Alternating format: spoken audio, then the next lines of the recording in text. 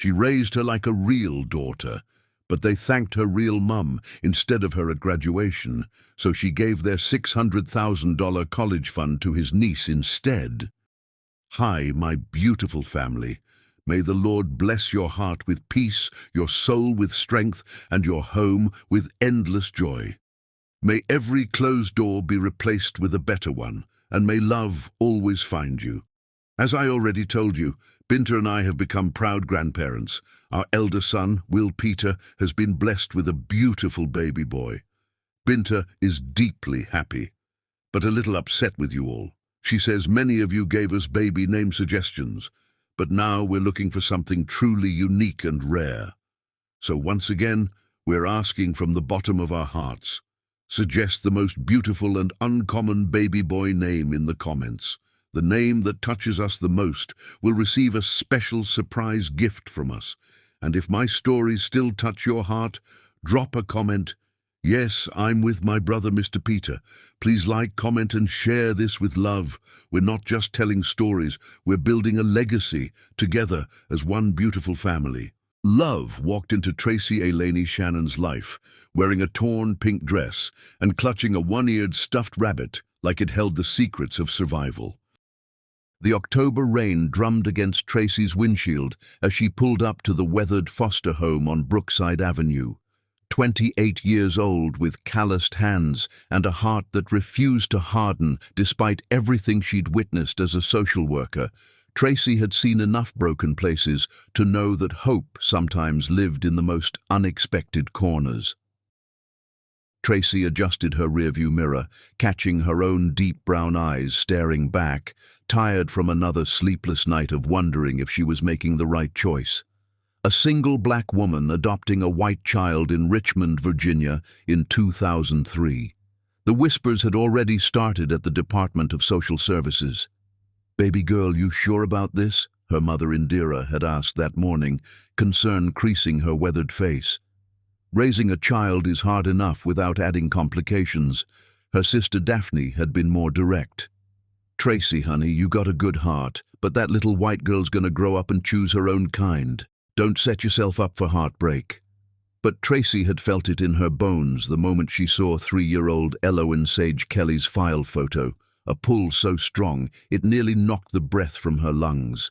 Those green eyes, wide with fear from being abandoned by the people who were supposed to love you most. The foster home's front door opened before Tracy could knock.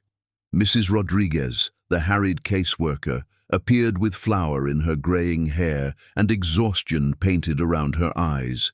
"Miss Shannon, thank God you're here. She's been asking for you all morning." Tracy's heart stumbled. "She remembers me?" "Honey, you're the first person to visit her twice in 3 months. Course she remembers." Mrs. Rodriguez stepped aside. "These children, they got memories like elephants when it comes to kindness." They walked through a corridor that smelled of disinfectant and too many broken dreams. Children's voices echoed from somewhere deeper in the house, laughing, crying, existing in that space between families. "Now, I need to prepare you," Mrs. Rodriguez said, pausing outside a bedroom door marked with crayon drawings. Her biological parents, Maeve and Sterling Harper, well, the drugs took everything from them. Left that baby in a hotel room for 3 days before housekeeping found her. She don't talk much about it, but the nightmares still come. Tracy's hands clenched into fists. How could anyone abandon something so precious? The bedroom door creaked open, and there she was. Elowen sat cross-legged on a thin mattress covered by a faded Winnie the Pooh sheet, her blonde curls matted and tangled from restless sleep. Those green eyes, summer grass after rain, looked up with such desperate hope that Tracy felt her breath catch. The child clutched a stuffed rabbit that had seen better days, one ear missing, the pink fur faded to grey. "You came back," Elowen whispered, her voice barely audible above the rain. Tracy knelt down slowly, bringing herself to the child's eye level. "I promised I would, didn't I? But people promise lots of things." Elowen's small fingers tightened around the rabbit's remaining ear. "They say they'll come back, and then they don't.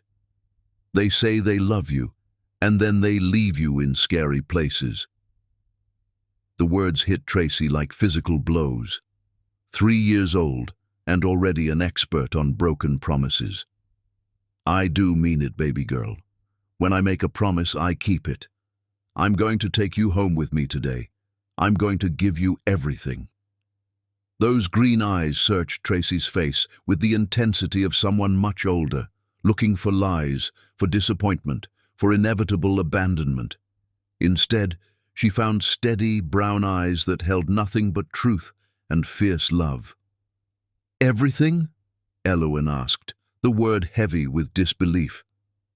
Everything, Tracy promised, her voice strong despite threatening tears. A room with purple walls like you asked for last time, books to read together every night, pancakes on Saturday mornings, hugs whenever you need them, a mama who will never, ever leave you. What about when I have the scary dreams, the ones where people disappear? Tracy's heart broke clean in half, then reformed itself around this child's pain. I'll chase them away, every single one. I'll sit by your bed and tell you stories until the sun comes up, if that's what it takes. Elowen studied her for another long moment, those wise green eyes taking in every detail of Tracy's face, as if memorizing it, storing it away against future disappointments. Then, slowly, she held out her free hand, small, pale, trusting. Okay, but Rabbit comes too. He's been taking care of me, and I promised I'd take care of him. Rabbit definitely comes too. We never leave family behind. The word family hung in the air between them, like a bridge being built, plank by plank, promise by promise. As they walked toward Tracy's modest Honda Civic, Elowen's small hand warm and surprisingly strong in hers, Tracy made silent vows. This child would never know hunger again. Never sleep in a strange bed, wondering if anyone loved her. Never doubt that she was wanted, cherished, worth every sacrifice. The drive home was punctuated by Elowen's careful questions, each one revealing uncertainty. Will I have my own toothbrush? Yes. Can I pick what we have for dinner sometimes? Of course. Will you still like me if I cry? Always.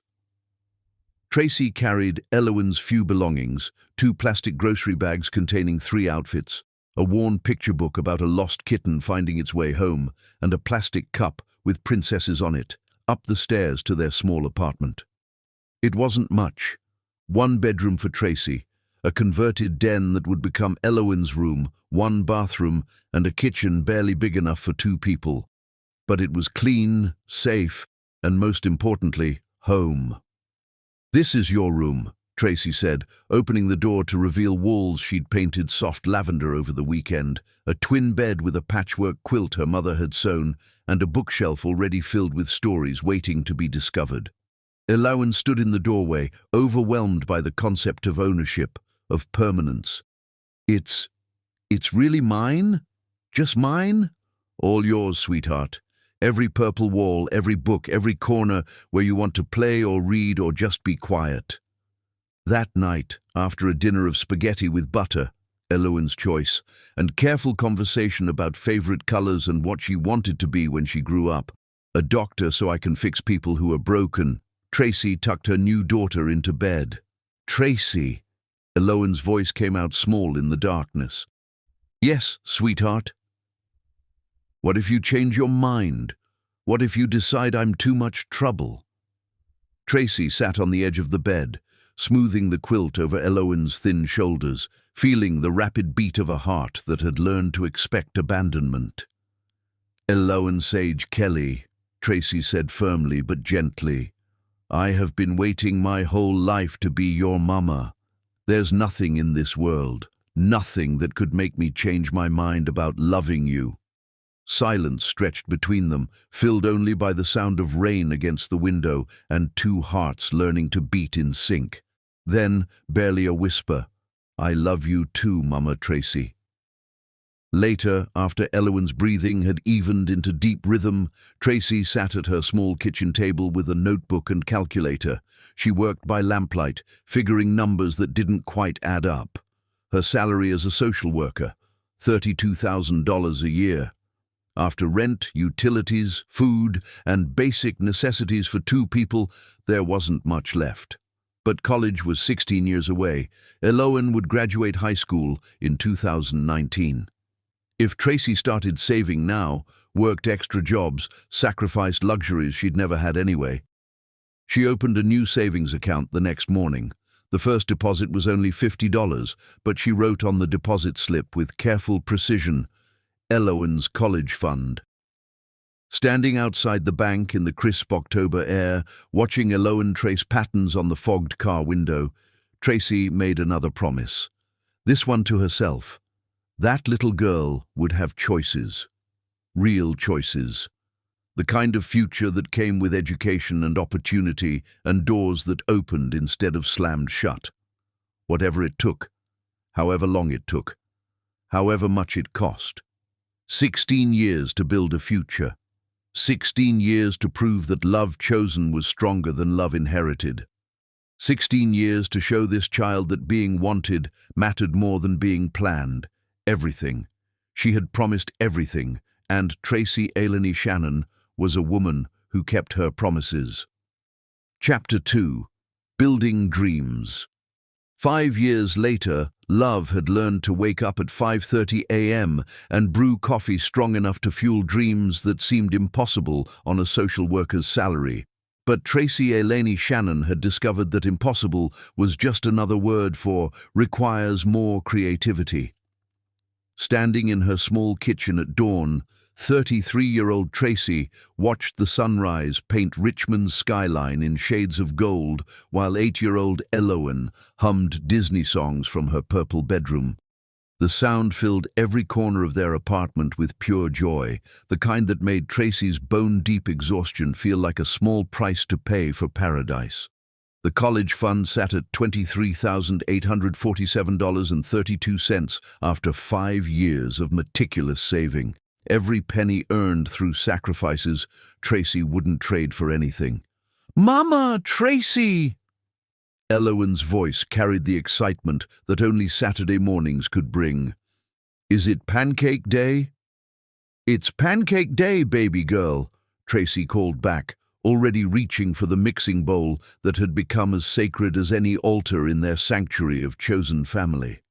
Saturday morning pancakes had evolved into something more than breakfast. They were dreams served on chipped plates, hopes syruped with maple sweetness, and conversations that built castles in the air, one forkful at a time.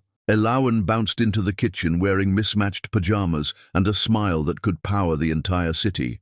At 8, she was all knees and elbows and curiosity, her blonde curls finally tamed by Tracy's patient hands and YouTube tutorials. Those green eyes sparkled with the kind of confidence that comes from being loved unconditionally for 5 straight years. "I want to be a doctor today," Elowen announced, settling into her usual chair. "Dr. Elowen Kelly Shannon. That sounds important, doesn't it?" Tracy's heart swelled. Somewhere along the way, her daughter had hyphenated their names, claiming Tracy's identity as part of her own. "It sounds perfect. What kind of doctor?" "The kind that fixes broken hearts, like you fixed mine." The spatula trembled in Tracy's hand. 8 years old, and this child could reduce her to tears with casual profundity. "Well then, Dr. Kelly Shannon," Tracy said, flipping pancakes with theatrical flair, "we better make sure you have everything you need for medical school." They ate their pancakes while planning Elowen's future, the colleges she'd attend, the lives she'd save, the difference she'd make. With each dream they built together, Tracy mentally calculated the cost and added another shift to her internal work schedule. After breakfast, while Elowen practiced piano, Tracy spread financial documents across her bed like battle plans. 3 jobs weren't enough anymore. Elowen was growing, needed more. better clothes, school supplies, activities that would build the well-rounded resume colleges wanted. The knock on their door came just as Tracy was tallying numbers that refused to balance. "I'll get it," Elowen called, racing toward the front door. "Wait, baby, let Mama check first." Through the peephole, Tracy saw a man she didn't recognize. Tall, black, with kind eyes and work-worn hands holding a toolbox. "Can I help you?" Tracy asked through the door. "Dorian Matthews, ma'am. Building management sent me to fix your front porch. Said it's been sagging for months." Tracy opened the door to find herself looking into the warmest brown eyes she'd ever seen. Dorian Sage Matthews stood on her rickety porch like he belonged there, his smile genuine and unthreatening. "About time," she said, stepping aside. "I was starting to think we'd fall through to the apartment below." "Can't have that," Dorian said, his voice carrying a hint of laughter, "especially not with this beautiful little lady here." Elowen peeked out with shy curiosity. "Are you going to fix our house?" "Going to try my best. What's your name, princess?" "Elowen Kelly Shannon. I'm 8, and I'm going to be a doctor." "Doctor? Elowen Kelly Shannon," Dorian repeated seriously. "That's quite a name for quite a future." Something in his tone made Tracy look at him more carefully. Most people talk to children like they were cute pets. Dorian spoke to Elowen like she was a complete person with important thoughts. "Mama Tracy, can I watch him work?" Elowen asked. "If Mr. Matthews doesn't mind, and if you stay out of the way. I'd welcome the company, but I should warn you, I might need a medical consultation if I hit my thumb with the hammer." Elowen giggled, and Tracy felt something shift in her chest. A door she'd kept locked for 5 years, creaking open just a crack. As the morning progressed, Tracy found herself glancing out the window more often than necessary. Dorian worked with quiet efficiency, explaining his process to Elowen in terms she could understand, treating her questions with genuine seriousness. "Why do you fix houses?" Elowen asked. "Because everybody deserves a safe place to call home," Dorian replied. "Homes are where love lives, where families grow, where dreams get built. When I fix a house, I'm really fixing all the love inside it." Tracy's throat tightened. This stranger understood something fundamental about what she was trying to build.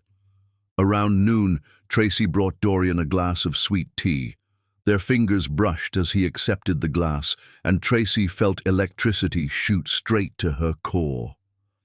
"Thank you," he said, holding her gaze longer than necessary. "Your daughter's special, smart as a whip and curious about everything." "She's my heart," Tracy said simply. "I can see that. And she's lucky to have a mama who loves her so completely." The way he said "mama" made Tracy's defenses crumble a little more. "What about you?" she asked before she could stop herself. "Family?" "Not yet. Still looking for the right woman to build something beautiful with." His eyes held hers steadily. "Someone who understands that love is about showing up every day, especially when it's hard." Heat flooded Tracy's cheeks. Was he talking about her? By evening, the porch was solid as bedrock, and Dorian was packing up his tools while Elowen chattered about her day at school, her piano practice, her dreams of medical school. "Dr. Elowen's going to need a lot of education," Dorian observed. "We're saving for it," Tracy said, pride and worry warring in her voice. "Every penny I can manage goes into her college fund." "That's beautiful. Investment in dreams always pays the best interest." As he prepared to leave, Dorian turned to Tracy with something that looked like courage gathering. "I was wondering, would you and Elowen like to have dinner sometime? Nothing fancy, just good food and good company." Tracy's heart hammered against her ribs. She hadn't been on a date since before Elowen, hadn't even considered the possibility of someone else fitting into their carefully constructed world. I don't really date," she said finally. "Elowen is my priority. Everything I have goes to building her future." Understanding flickered in Dorian's eyes. I respect that. She's lucky to have someone so dedicated. After he left, Tracy sat on her newly solid porch while Elowen did homework. The evening air carried the scent of jasmine and possibility, but Tracy pushed the feeling away. She couldn't afford distractions. That night, she worked her second job, cleaning offices downtown from 10 p.m. to 2 a.m. The work was mind-numbing, but every paycheck brought them closer to Elowen's dreams.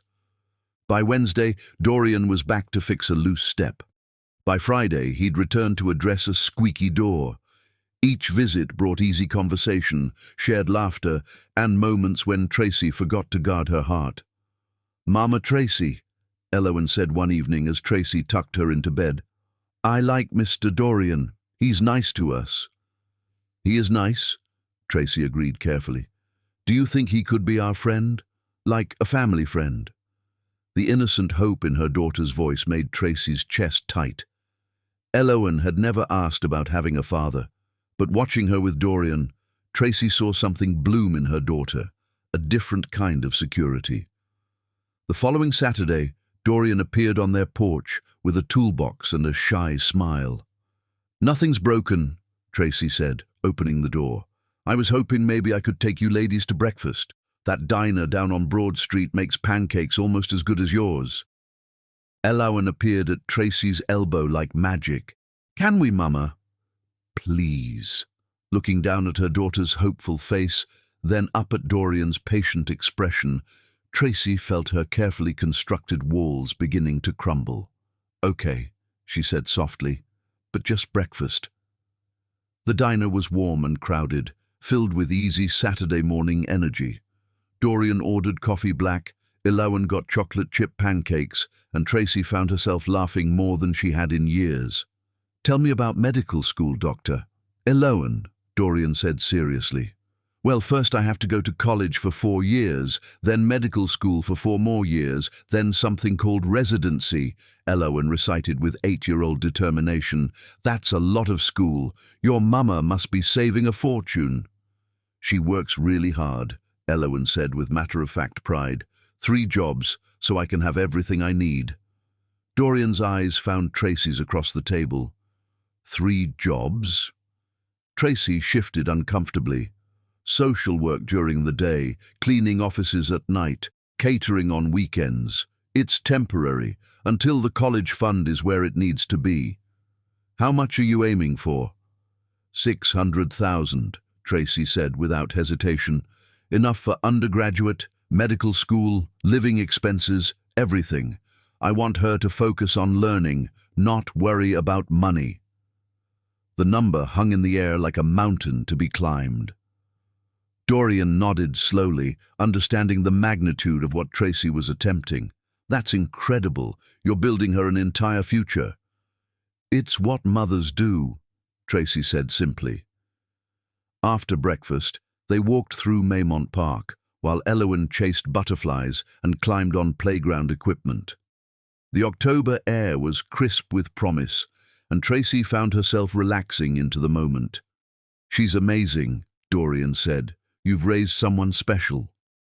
"We're not finished yet. Still got 10 years of childhood left, then college, then whatever dreams come after that."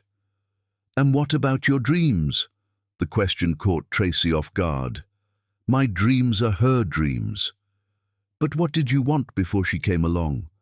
Tracy was quiet for a long moment. "I wanted to matter to someone, to build something beautiful and lasting, to love someone so completely that my whole life made sense." "Sounds like you got exactly what you wanted." "Yeah," Tracy smiled. "I did." As the sun began to set, Dorian walked them back to their car. The day had been perfect, too perfect. "Thank you for today," she said as they reached her Honda. "Elowen had a wonderful time." "What about you?" Tracy's breath caught. "I did too. But you can't afford distractions from building her future." "Something like that." Dorian nodded, understanding flickering in his expression. "I get it. She comes first. Always. But Tracy, you deserve happiness too." After they got home and Elowen was asleep, Tracy sat at her kitchen table with the college fund statement spread before her. The numbers were growing, slowly, painfully, but growing. $23,847.32 and counting. 11 more years until graduation, 11 more years of 3 jobs and every spare dollar going toward Elowen's future. But for the first time in 5 years, Tracy found herself wondering, what would it be like to share this burden? She pushed the thoughts away. Love was a luxury she couldn't afford. Elowen was her priority. Everything else was secondary. But as Tracy finally turned off the kitchen light, she found herself humming, something she hadn't done in years, something that sounded suspiciously like hope. The college fund would grow. Elowen's dreams would come true. Love could wait. 16 years total, 5 years down, 11 to go. Chapter 3. Shadows from the Past. The phone call that would change everything came on a Tuesday morning while Tracy was braiding Elowen's hair for school, both of them humming along to the radio like they'd done every morning for 9 years, 9 years that had flown by like a beautiful dream about to become a nightmare. Mrs. Shannon? This is Linda Cross from Child Protective Services. We have a situation regarding Elowen's case that requires your immediate attention. 37-year-old Tracy's fingers stilled in her daughter's golden curls. 12-year-old Elowen twisted around in her chair, green eyes immediately alert to the change in her mother's breathing. What kind of situation? Tracy asked, forcing her voice to remain steady. Maeve and Sterling Harper have petitioned the court for supervised visitation rights. They've been clean for 8 months, completed a rehabilitation program, and their attorney believes they have a strong case for reconnection. The words hit Tracy like ice water. Maeve and Sterling Harper, the names she'd hoped never to hear again, the ghosts from Elowen's past that had haunted Tracy's dreams. Mama? Elowen's voice was small, uncertain. Who are you talking to? Tracy covered the phone's mouthpiece, forcing a smile that felt like broken glass. Just work stuff, baby girl. Finish getting ready for school. But Elowen was too smart, too intuitive. She'd inherited her mother's ability to read emotional storms in the air. Mrs. Shannon, are you there? I'm here, Tracy whispered. What exactly are they requesting? Supervised visits initially, 1 hour per week at the Family Services Center. If those go well, they want to work toward building a relationship with their biological daughter. Their biological daughter. The phrase slammed into Tracy's chest like a physical blow. After 9 years of scraped knees and bedtime stories, of homework help and piano recitals, these strangers wanted to waltz back in because they'd finally gotten sober. Do I have any say in this? Tracy asked. As her legal guardian, you can object. But Mrs. Shannon, the courts are increasingly favoring biological family reunification when parents demonstrate genuine rehabilitation. The Harpers have stable housing, steady employment, and clean drug tests going back 8 months. Tracy's hand tightened on the phone. 8 months clean versus 9 years of unconditional love. When? She asked quietly. The hearing is scheduled for next week. You'll need legal representation. After hanging up, Tracy stood frozen in her kitchen, staring at the breakfast dishes she'd washed 1,000 times, the coffee maker that brewed hope every morning, the refrigerator covered with Elowen's artwork and honor roll certificates. This life they'd built together suddenly felt as fragile as spun glass. Mama Tracy. Elowen appeared in the doorway, backpack slung over her shoulder, concern written across her 12-year-old features. You look scared. What's wrong? How do you tell a child that the people who abandoned her want her back? How do you explain that love and law don't always align? Come sit with me, sweetheart, Tracy said, settling onto their worn couch and patting the cushion beside her. Elowen curled up against Tracy's side, fitting into the space that seemed carved specifically for her small body. Are we in trouble? No, baby, we're not in trouble. Tracy chose her words carefully. Do you remember how we've talked about your birth parents, Maeve and Sterling? Elowen nodded slowly. The ones who couldn't take care of me because they were sick. That's right.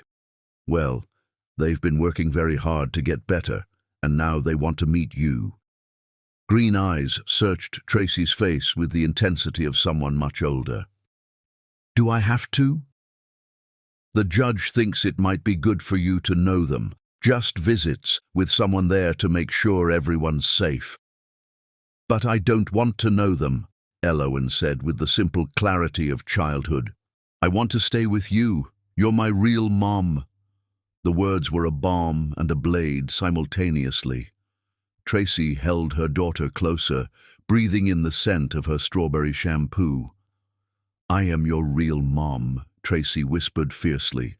Nothing will ever change that. These visits don't mean anything changes between us. You're my heart, Elowen Sage Kelly Shannon, forever and always. But even as she spoke the words, Tracy felt the first hairline crack in the foundation of their perfect world. The following Saturday, Tracy sat in a sterile family services conference room, watching through one-way glass as her daughter met the strangers who shared her DNA. Maeve Harper was beautiful in that fragile way people get after surviving addiction, all sharp angles and nervous energy, with Elowen's same green eyes and golden hair. Sterling was quieter, steadier, his hands shaking slightly as he reached across the table to touch his biological daughter's arm. You look just like your mama did at your age, Maeve said, tears streaming down her cheeks. Oh, baby girl, I've missed you so much. Elowen sat ramrod straight in her chair, polite but distant. I don't remember you. That's okay, Sterling said gently. You were very little when we got sick. But we're better now. We've been working really hard to get better, and we want to know you. Tracy's nails dug crescents into her palms as she watched these strangers, these people who had left her daughter in a hotel room for 3 days, try to claim pieces of the child she'd raised. I already have a life, Elowen said with 12-year-old directness. With my mom, my real mom. Maeve's face crumpled. Honey, I know Tracy's been wonderful to you, but I'm your real mother. I carried you. I gave birth to you. That has to count for something. The lady who left me alone in a scary room? That lady is my real mother. Elowen's voice carried an edge Tracy had never heard before. The supervising social worker intervened before things could escalate, but Tracy had seen enough. Her daughter was confused, hurt, and being forced to navigate emotional territory no child should have to explore. Over the following weeks, the visits continued. Slowly, incrementally, the Harpers began to chip away at Elowen's resistance. They brought gifts, expensive toys Tracy couldn't afford, clothes from department stores, promises of trips to Disney World. Look what Maeve and Sterling brought me, Elowen said one evening, showing Tracy a brand new iPhone. They said every 12-year-old should have one. Tracy stared at the device that cost more than their monthly grocery budget. That's very generous of them. They said they want to make up for all the birthdays they missed. Something cold settled in Tracy's stomach. The Harpers weren't just trying to build a relationship, they were buying one. The changes started small. Elowen began straightening her naturally wavy hair, mimicking Maeve's sleek style. She asked for different clothes, brands the popular girls at school wore. She started talking about the Harpers' house, a 3-bedroom colonial with a pool. Maeve showed me pictures of my old nursery, Elowen said one night at dinner. It was pink and white with a princess theme. She said she picked out everything herself before I was born. That sounds beautiful, Tracy managed. She said if things work out, maybe I could see it in person sometime. Maybe even spend weekends there. Tracy's fork clattered against her plate. Weekends? Just sometimes. She said it would be good for me to experience what a traditional family feels like. You know, with a mom and dad together. The words hung in the air like a judgment. Traditional family. As if what they had wasn't traditional enough, wasn't real enough. Meanwhile, Dorian had become a steady presence in their lives. He fixed things around the apartment without being asked, brought groceries when Tracy was working late, helped Elowen with her math homework. But the more the Harpers pulled at Elowen's attention, the more Tracy pushed Dorian away. "You don't have to carry this alone," he told her one evening as they sat on the porch he'd rebuilt. "Let me help you." "I can't," Tracy said, exhaustion making her voice raw. "Everything has to be perfect right now. I can't afford any distractions. The court is watching everything." "And what happens to you in all of this? When do you get to live your life?" Tracy looked through the window at Elowen, who was video chatting with the Harpers on her new phone. "My life is her life. That's how it's always been." "But Tracy, please," she whispered. "I can't lose her. She's everything to me. If that means putting everything else on hold, that's what I'll do." The next morning, Dorian didn't show up to fix the loose railing he'd promised to repair. Tracy found a note on her door. "You and Elowen deserve all the happiness in the world. When you're ready for someone to share the load, you know where to find me. D." Tracy crumpled the note, tears burning her eyes. Another sacrifice for Elowen's sake. The college fund had grown to $135,000, boosted by a major insurance settlement from a car accident where a drunk driver had T-boned Tracy's Honda. She'd spent 3 weeks in the hospital with a concussion and broken ribs, but every penny of the settlement went directly into Elowen's future. "Mama, you should use some of that money for yourself," Elowen had said when Tracy explained where the settlement was going. "Maybe take a vacation or buy some new clothes." "Your future is my vacation," Tracy had replied.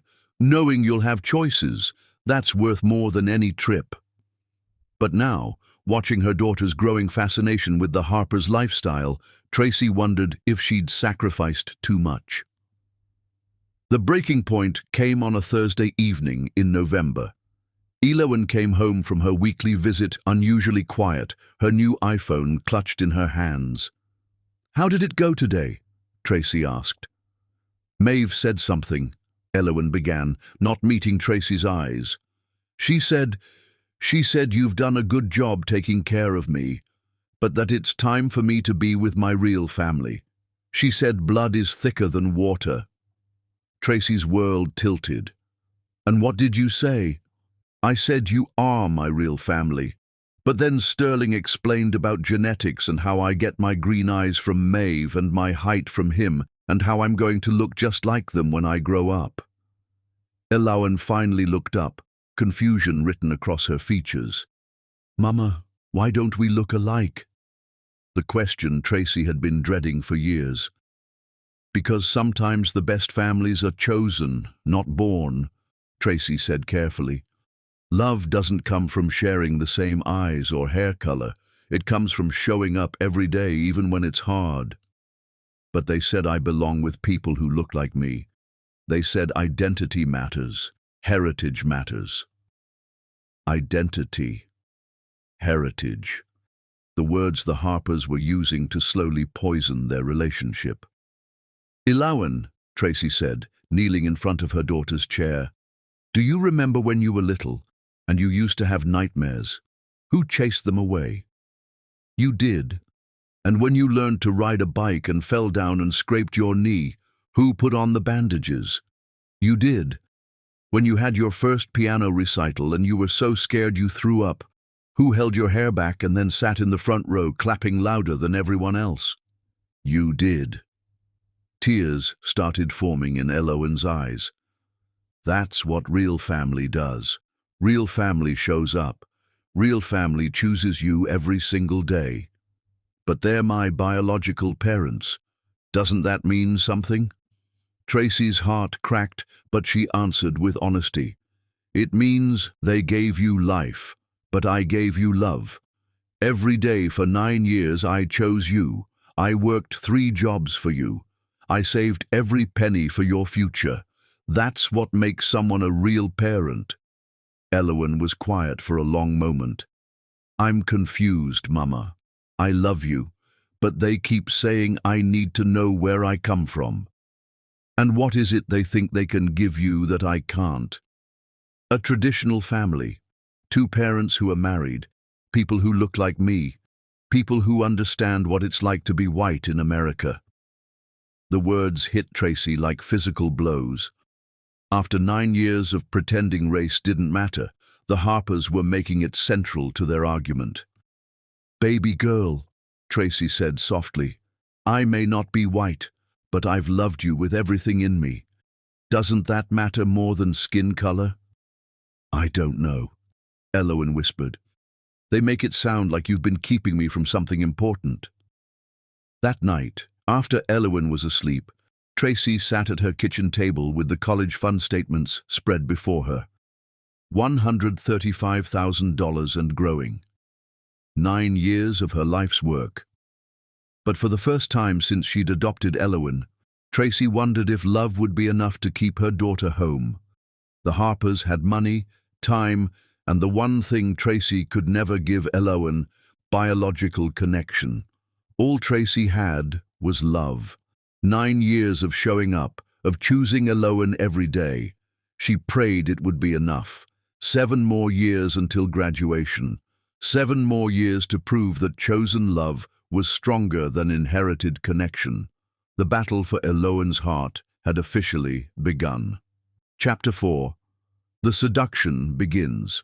3 years of supervised visits had transformed strangers into family, and family into something Tracy no longer recognized in her own daughter's eyes as 40-year-old Tracy.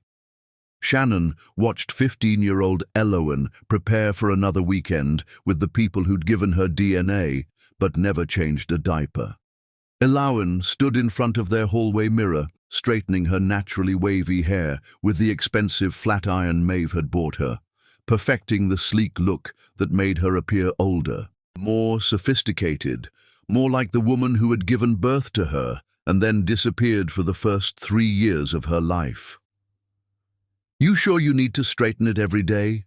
Tracy asked from the kitchen, trying to keep her voice light while her heart broke a little more each morning.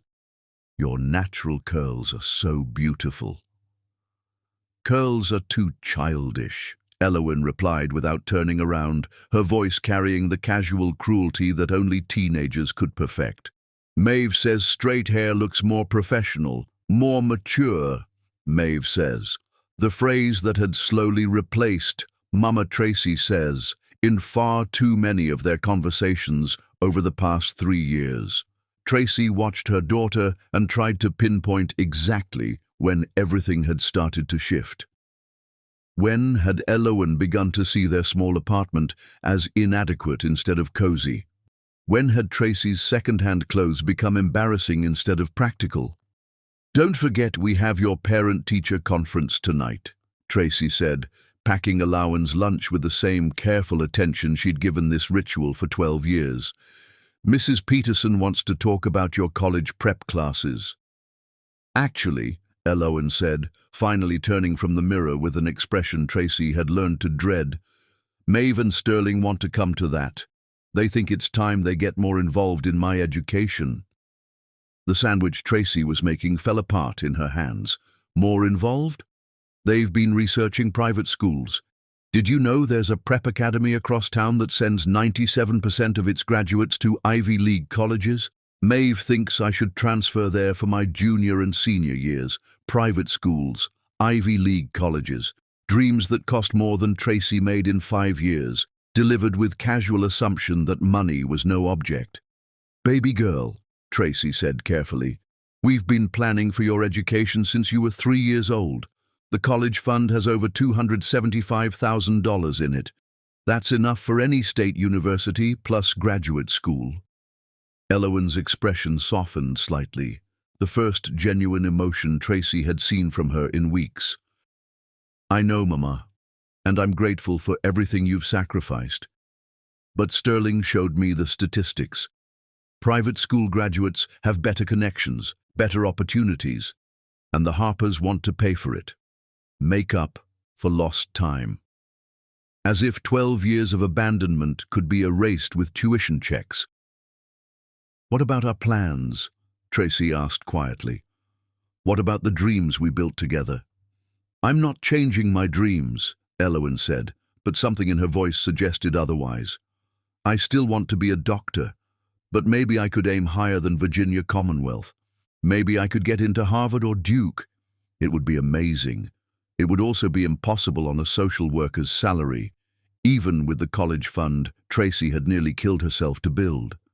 That evening, Tracy sat in a too-small plastic chair in Mrs. Peterson's classroom, flanked by Maeve and Sterling Harper, like she was the guest at her own daughter's conference. The couple had arrived in matching Burberry coats, looking every inch the successful suburban parents they'd somehow become. "Elowen is exceptionally bright," Mrs. Peterson was saying, spreading academic records across her desk. "Her grades are stellar. Her test scores put her in the 97th percentile nationally. She has real potential for elite universities." "That's exactly what we hoped to hear," Sterling said, his voice carrying confident authority. "We've been researching the best preparatory programs. Maeve and I want to make sure she has every advantage." Tracy felt like she was watching her daughter's future being decided by committee, with her own voice reduced to a whisper. "The state university system in Virginia is excellent," Tracy managed, "and very affordable. We've been—" "Oh, cost isn't a concern," Maeve interrupted with a bright smile that didn't reach her eyes. "Sterling and I have been saving since we got clean. We want to give Elowen everything we couldn't give her when she was little." Mrs. Peterson looked between the three adults with careful neutrality. "Ultimately, these are decisions for Elowen and her family to make together. I will say that she's mentioned being interested in several prestigious programs lately." After the conference, Tracy found herself walking to her car alone while Elowen rode with the Harpers to their favorite restaurant, a place with cloth napkins and wine lists that Tracy had never been able to afford. At home, the apartment felt hollow without Elowen's presence. Tracy sat at her kitchen table with the college fund statements spread before her like battle plans. $275,000, 12 years of her life's work, 12 years of sacrificing everything for this moment. But the numbers that had once seemed like victory now felt like defeat. What was $275,000 against unlimited resources? What were state universities against Ivy League dreams? The front door opened just after 10 p.m. and Elowen floated in with the dreamy expression of someone who'd been thoroughly spoiled. "How was dinner?" Tracy asked. "Amazing. We went to that new steakhouse downtown. You know, the one in the fancy hotel. Sterling ordered wine for them and sparkling cider for me, and we talked about my future like I was already an adult." "What kind of future?" Elowen settled onto the couch, her expression growing animated in a way Tracy rarely saw anymore. "They showed me brochures for boarding schools. Not just any boarding schools, the kind that presidents' kids attend, the kind with their own stables and Olympic-sized pools and college counselors who have personal relationships with Ivy League admissions officers." Tracy's heart sank. "Boarding school? You want to leave home?" "Not leave," Elowen said quickly, but something in her eyes suggested she'd already mentally packed. "Just expand my opportunities. Maeve went to boarding school and she said it was the best experience of her life. She learned independence, made connections that still benefit her today." Of course she did. A love story built on privilege and opportunity, the kind of romance that happened in boarding schools and country clubs. "What about us?" Tracy asked quietly. "What about our Saturday morning pancakes and our plans for your future?" Elowen's expression grew uncomfortable. "Mama, I'm 15. I'm not going to want Saturday morning pancakes forever, and our plans, well, maybe they need to evolve. Maybe I was thinking too small before." Too small. Their dreams were suddenly too small. "Elowen," Tracy said, fighting to keep her voice steady, "do you remember what you told me when you were 8? You said you wanted to be a doctor so you could fix broken hearts like I fixed yours. I was 8, Elowen replied with dismissive tone teenagers perfected. I didn't understand how the world really works then. And how does the world really work? Connections matter. Money matters. Where you go to school matters. The Harpers understand that. They want to give me advantages you can't. The truth, delivered with teenage bluntness, hung in the air between them like a blade. I've given you everything I have, Tracy said softly. I know, Elowen replied, but her tone suggested gratitude tinged with impatience. But they can give me everything I need. There's a difference. That night, Tracy lay in bed staring at the ceiling, listening to her daughter video chat with the Harpers through the thin walls. Their voices carried clearly. Maeve's laugh, Sterling's gentle corrections, the easy intimacy of people who shared more than just DNA. The next morning brought a new development. Elowen appeared at breakfast with a sheaf of papers. The Harpers want to take me on a college tour, she announced without preamble. Spring break. We'd visit Harvard, Yale, Princeton, Duke. All the schools I could never see otherwise. Tracy's coffee grew cold in her hands. A college tour. Just for a week. Sterling has connections at most of these schools, alumni networks, professors he knows. He says I should see what's possible before I limit myself to state schools. Limit myself. As if the dreams they'd built together were somehow a cage instead of a foundation. What about our spring break plans? Tracy asked. We always spend that week together, remember? We were going to visit Virginia Tech and UVA. Those schools will still be there, Elowen said with casual dismissal. But this is a once-in-a-lifetime opportunity. The Harpers are paying for everything. Flights, hotels, meals. They want to show me what my future could look like. Tracy stared at her daughter and realized that somewhere along the way, Elowen had begun to see Tracy's dreams as obstacles to overcome rather than goals to achieve. If that's what you want, Tracy said finally. It is. And Mama. Elowen's voice softened slightly. They want you to know this doesn't change anything between us. You're still my mom. You raised me, you loved me, you gave me everything you could. But now I have more options. Isn't that what you always wanted for me? More choices? Choices. Yes, Tracy had wanted Elowen to have choices, but she'd never imagined that one of those choices would be choosing a different family altogether. After Elowen left for school, Tracy called in sick to work, the first time in 12 years, and sat at her kitchen table trying to understand how everything had gone so wrong. The college fund statements mocked her from the table, $275,000 that suddenly seemed like pocket change. The Harpers weren't just offering Elowen a better education or more opportunities. They were offering her a different identity, one where she belonged to people who looked like her, who understood her world, who could give her everything she'd ever dreamed of and more. And Tracy. Tracy was just the woman who'd kept her safe until her real family could come claim her. 4 more years until graduation. 4 more years to prove that love chosen was stronger than love inherited. The college fund would keep growing. The sacrifice would continue. But for the first time since she'd brought Elowen home, Tracy wondered if love would be enough to keep her there. Chapter 5.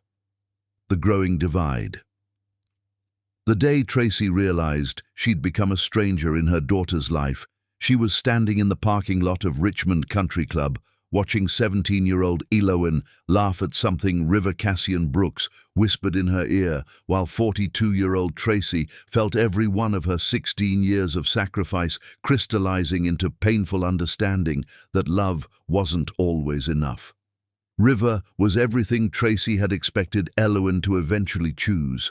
Tall, blonde, effortlessly wealthy, with the kind of casual confidence that came from never doubting your place in the world. His family owned half the commercial real estate in Richmond, and he wore that privilege like a well-tailored jacket, comfortable and unquestioned.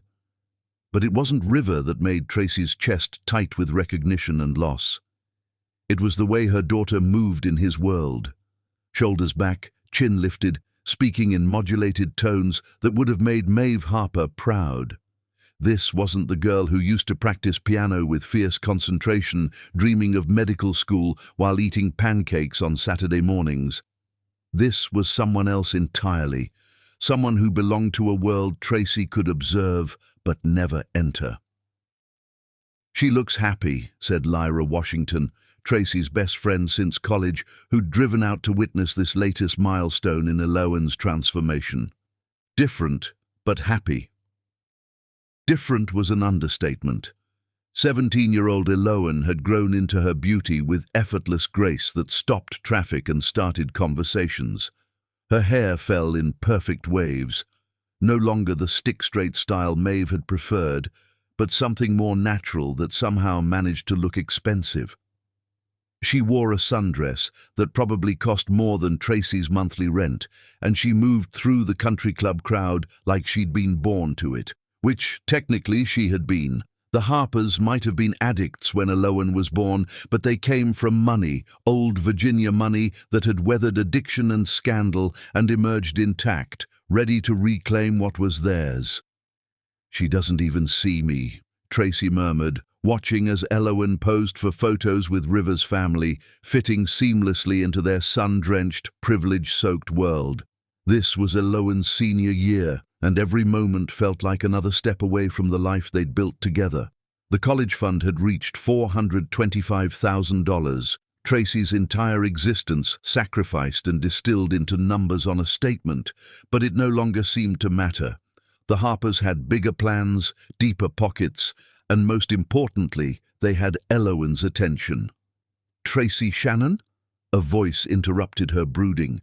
Tracy turned to find a woman about her own age, immaculately dressed, with the kind of smile that never quite reached the eyes. "I'm Patricia Brooks, River's mother. I've heard so much about you from Eloan." So much. Tracy wondered what exactly her daughter had shared about their small apartment, Tracy's 3 jobs, their Saturday morning pancakes that had somehow become embarrassing relics of childhood. "It's nice to meet you," Tracy managed.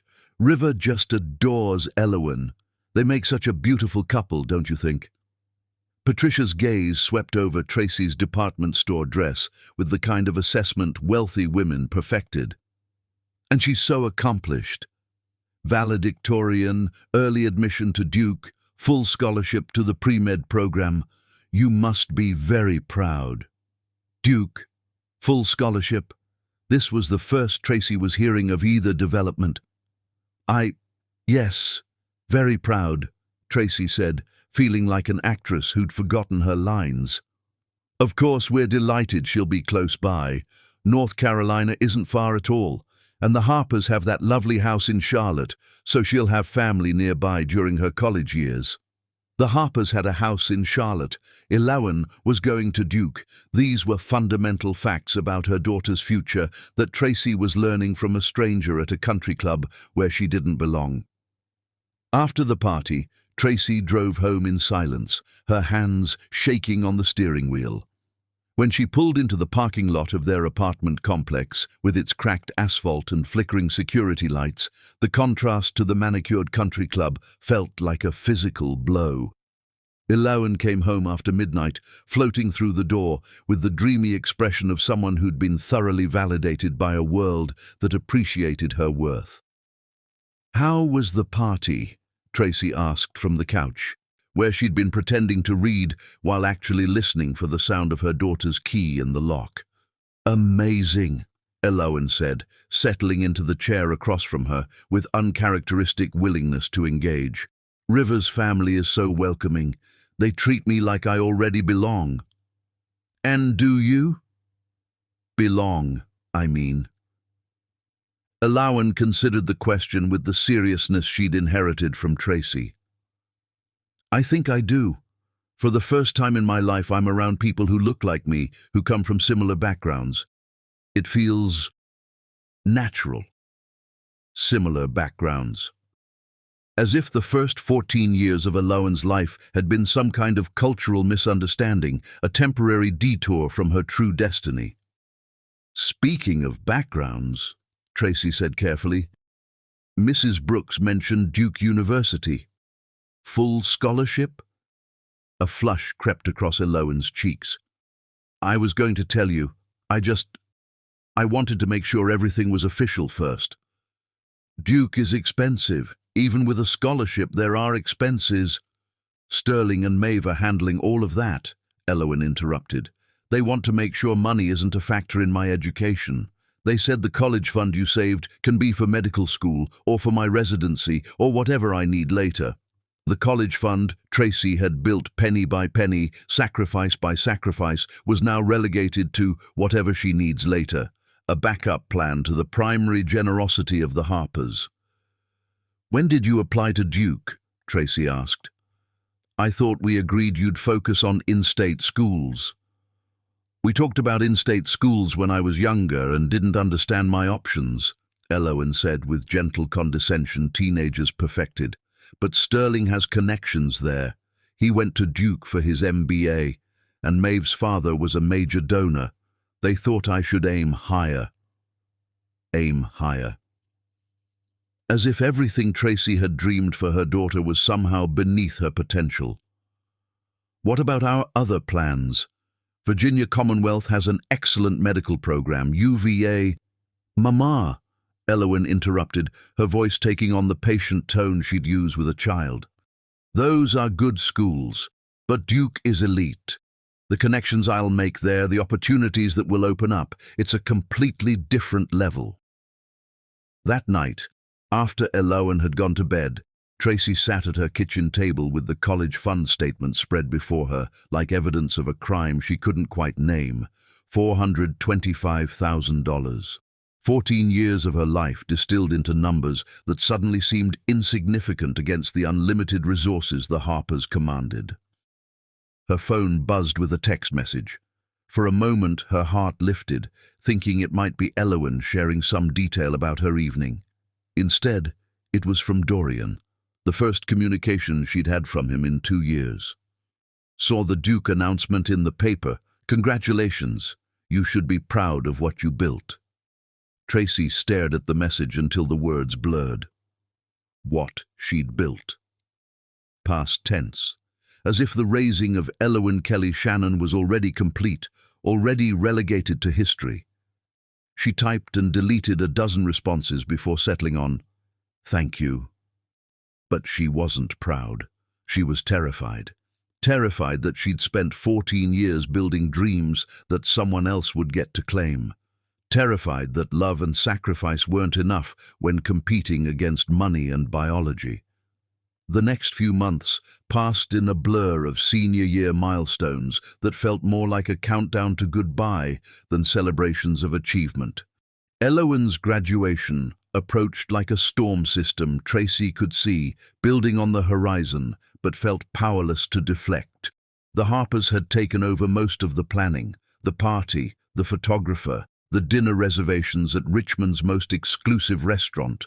Tracy found herself relegated to the role of observer in her own daughter's milestone moments, watching from the sidelines as other people orchestrated the celebration of a child they'd had no hand in raising. But it was the conversation she overheard 3 weeks before graduation that finally broke something essential inside Tracy's carefully guarded heart. She'd come home early from work, a rare afternoon off, to find Eloan on the phone in her bedroom, door cracked open just enough for her voice to carry. "I know it sounds terrible," Eloan was saying, her tone carrying guilty confidence, "but I'm ready to start my real life, you know. Tracy's been amazing, don't get me wrong. She saved me, she raised me, she gave me everything she could, but she can't give me what you and Sterling can." Tracy froze in the hallway, her keys still in her hand. "It's not about money," Eloan continued, though they both knew that wasn't entirely true. "It's about belonging somewhere, about being with people who understand what it's like to be me. Tracy tries, she really does, but we're just different. We always have been." different. The word Tracy had spent 14 years trying to prove didn't matter. I feel guilty sometimes. Eloine's voice grew softer, more vulnerable. She worked so hard for me. 3 jobs, never taking vacations, never buying herself anything nice. But I can't live my life trying to pay back a debt I never asked for, you know? A debt she never asked for. 14 years of love reduced to an unwanted obligation. Once I'm at Duke, I can start fresh. I can be who I'm supposed to be, not who circumstances forced me to become. Does that make sense? Tracy backed away from the door quietly, her heart hammering against her ribs. She made it to the kitchen before the tears started, great, gasping sobs that came from a place deeper than heartbreak. 16 years. 16 years of choosing Eloine over everything else, over her own dreams, her own comfort, her own chances at love. 16 years of believing that devotion and sacrifice would be enough to build an unbreakable bond. When Eloine emerged from her room an hour later, Tracy had composed herself enough to appear normal. She made dinner, asked about homework, maintained the careful choreography of their relationship that had become more performance than genuine connection. "Mama," Eloine said as they cleared the dishes, "I've been thinking about after graduation.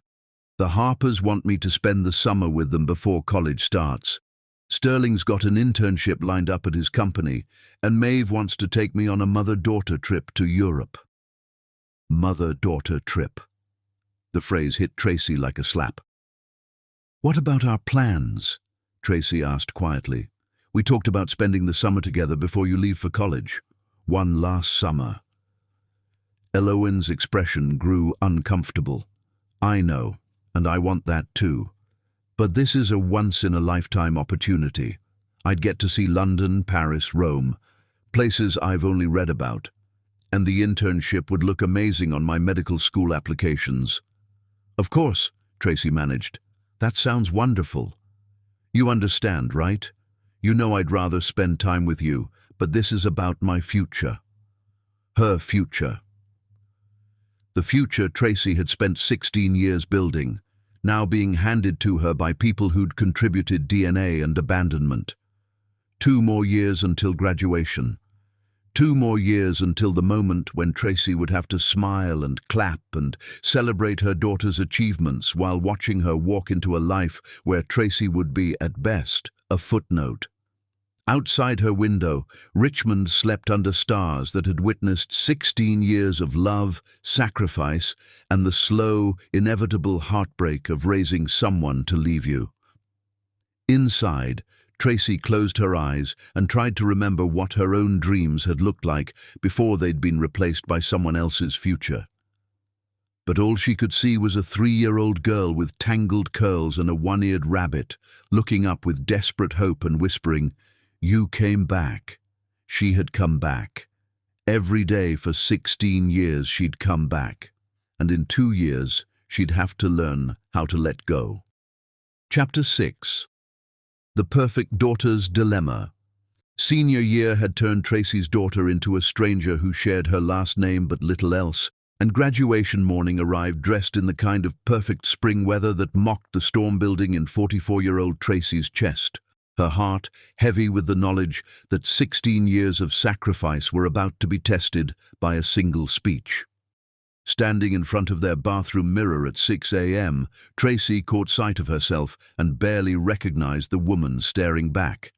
At 44, she looked a decade older, silver threading through her black hair, lines carved deep around her eyes from years of working multiple jobs, shoulders permanently curved from carrying burdens that had never been meant for one person to bear alone.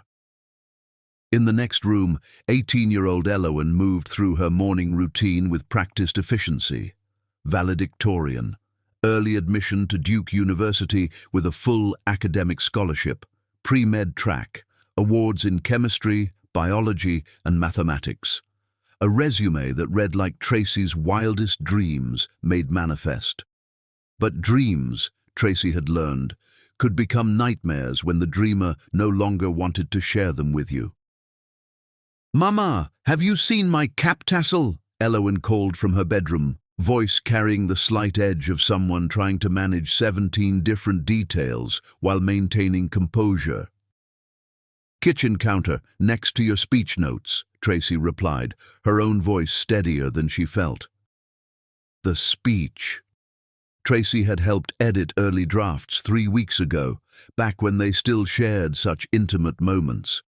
But the final version, the one Elowen would deliver to 800 graduating seniors and their families, that was something Tracy would hear for the first time along with everyone else. "Thank you," Elowen said, appearing in the kitchen doorway wearing her graduation gown over the white dress they'd chosen together last month, one of the few traditions they'd managed to preserve. "You don't have to worry about breakfast. Sterling's taking Maeve and me to that new place on Monument Avenue before the ceremony." Sterling's taking Maeve and me. Like they were the natural pairing, the obvious family unit, and Tracy was the outsider looking in on their biological bond. "That sounds nice," Tracy managed. "What time should I meet you at the school?" "Actually," Elowen paused, her expression taking on that careful neutrality Tracy had learned to dread. River's family reserved a section for all the families to sit together. The Harpers will be there, River's parents, his grandparents. They asked if you'd like to join us. They asked. As if Tracy needed permission to watch her own daughter graduate, as if her presence required approval from people who'd known Elowen for 5 years versus the woman who'd raised her for 16. "I'll sit wherever you need me to," Tracy said quietly. Relief flickered across Elowen's face, not the relief of someone glad to include their mother, but the relief of someone who'd successfully navigated a potentially awkward conversation without causing offense. After Elowen left for breakfast with her real family, Tracy sat alone in their kitchen, drinking coffee that had gone cold while she wasn't paying attention. The college fund statement lay folded on the table beside her. $600,000 accumulated through 16 years of sacrifice, compound interest, and the kind of determination that came from believing love could conquer any obstacle. But love, Tracy was learning, couldn't compete with biology, money, or the seductive promise of belonging somewhere without having to explain your presence. 2 hours later, Tracy found herself in the Richmond Coliseum, surrounded by hundreds of families celebrating their children's achievements. The Brooks family section was easy to spot. Prime seating, professional photographer, enough flowers to stock a small shop. Maeve Harper looked radiant in a designer suit that probably cost more than Tracy made in a month, while Sterling stood behind her with the satisfied expression of someone who'd won a prize he'd never actually competed for. River's mother, Patricia Brooks, waved Tracy over with the kind of generous smile wealthy women used when they wanted to demonstrate their inclusivity. "Tracy, darling, we saved you a seat right here in the family section. Isn't this exciting?" Family section.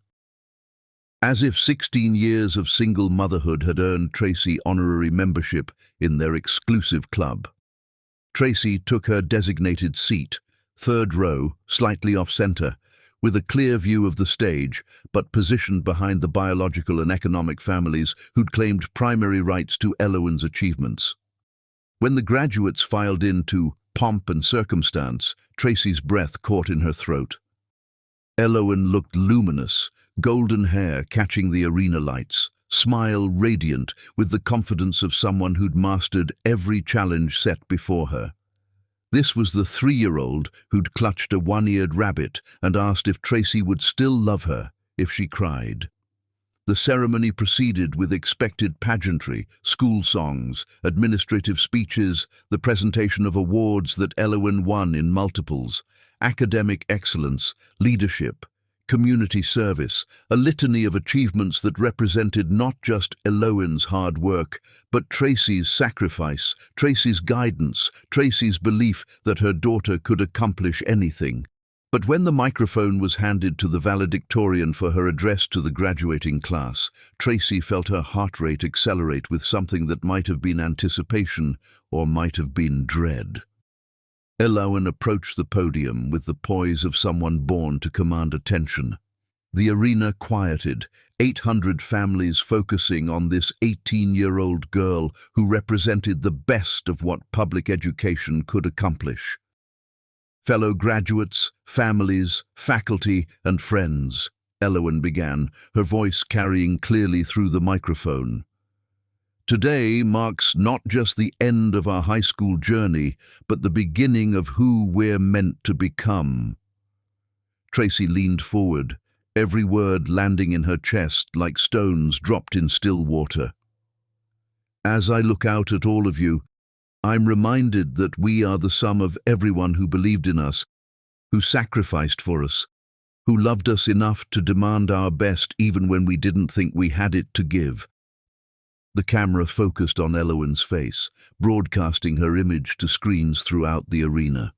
Tracy saw her own features reflected in her daughter's bone structure, the determined set of her jaw, the way she held her shoulders when she was nervous. I want to thank the people who made this moment possible, Elowen continued, and Tracy's heart began to pound so hard she could hear it over the arena's sound system. First and foremost, I want to thank my real mom, Tracy Eileen Shannon. The words hit Tracy like lightning. Real mom. After 5 years of watching Elowen gravitate toward the Harpers, after months of feeling like a placeholder in her own daughter's life, real mom.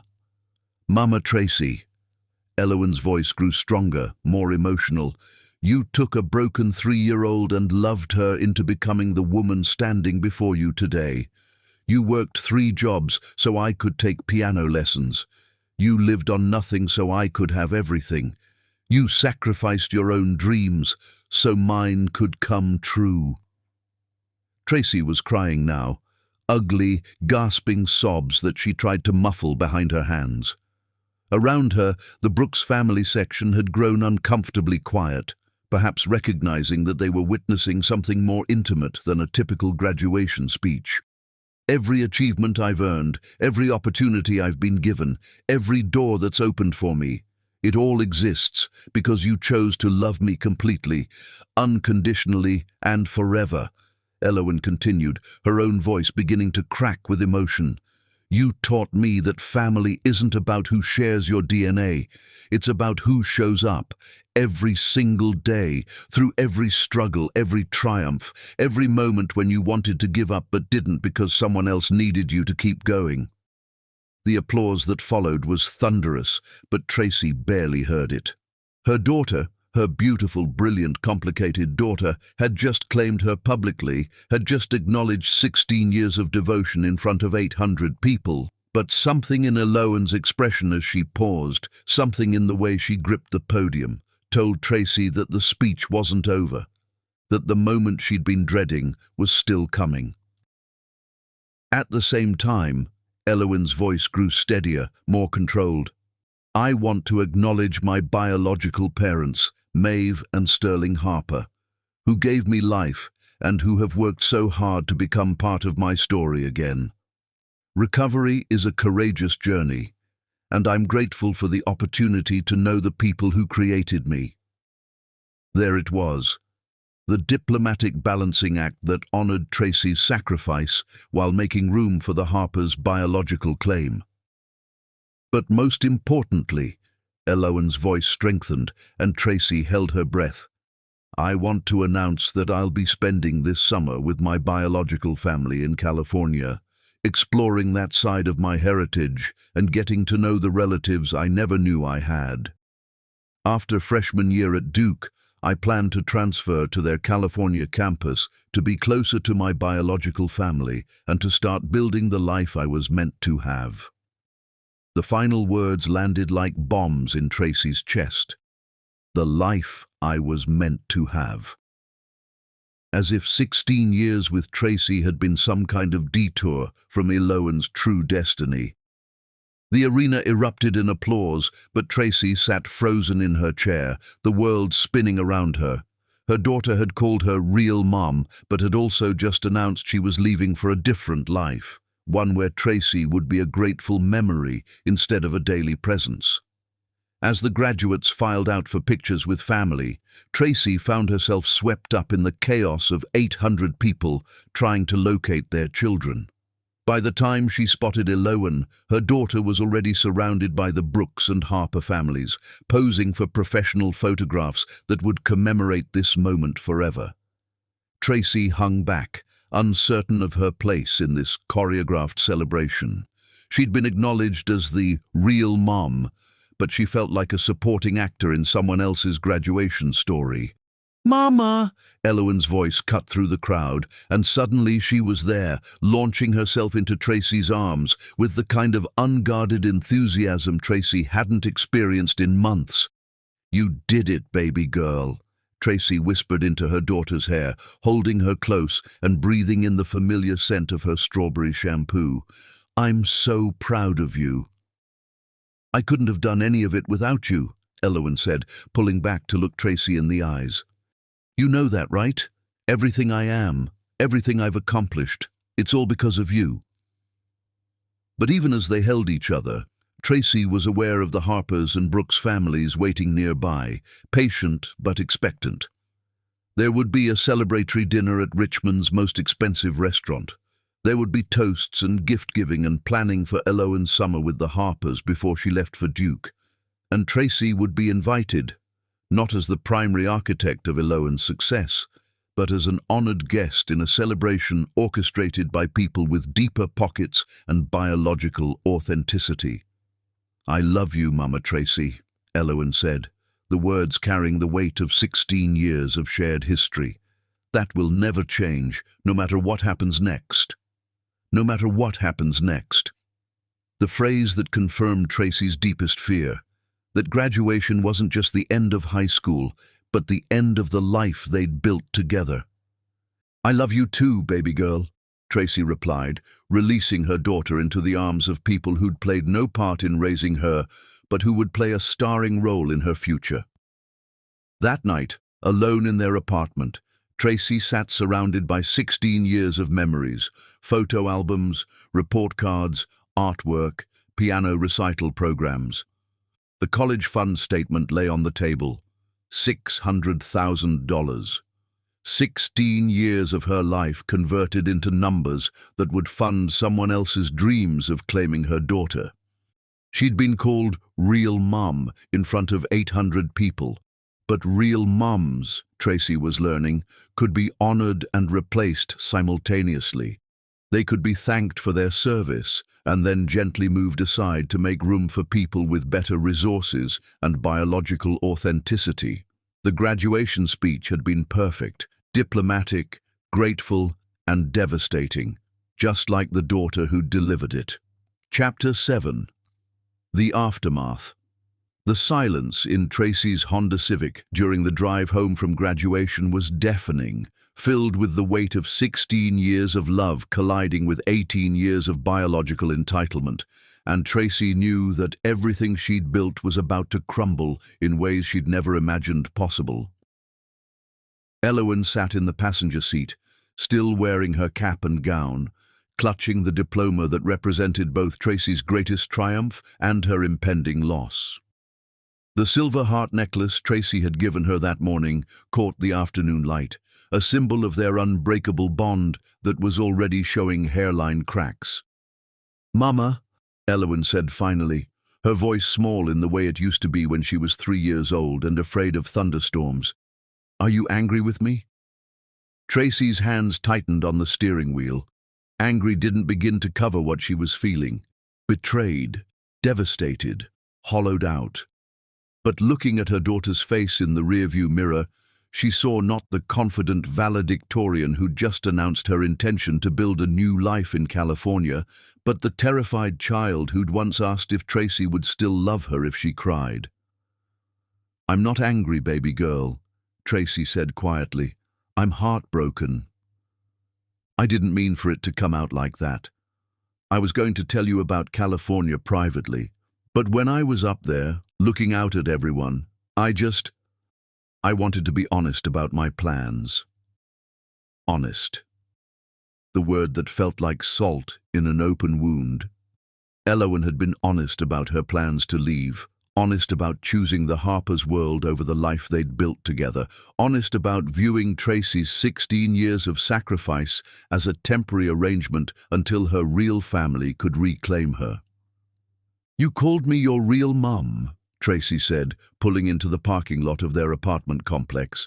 "And then, in the same speech, you announced you're moving across the country to be with your biological family."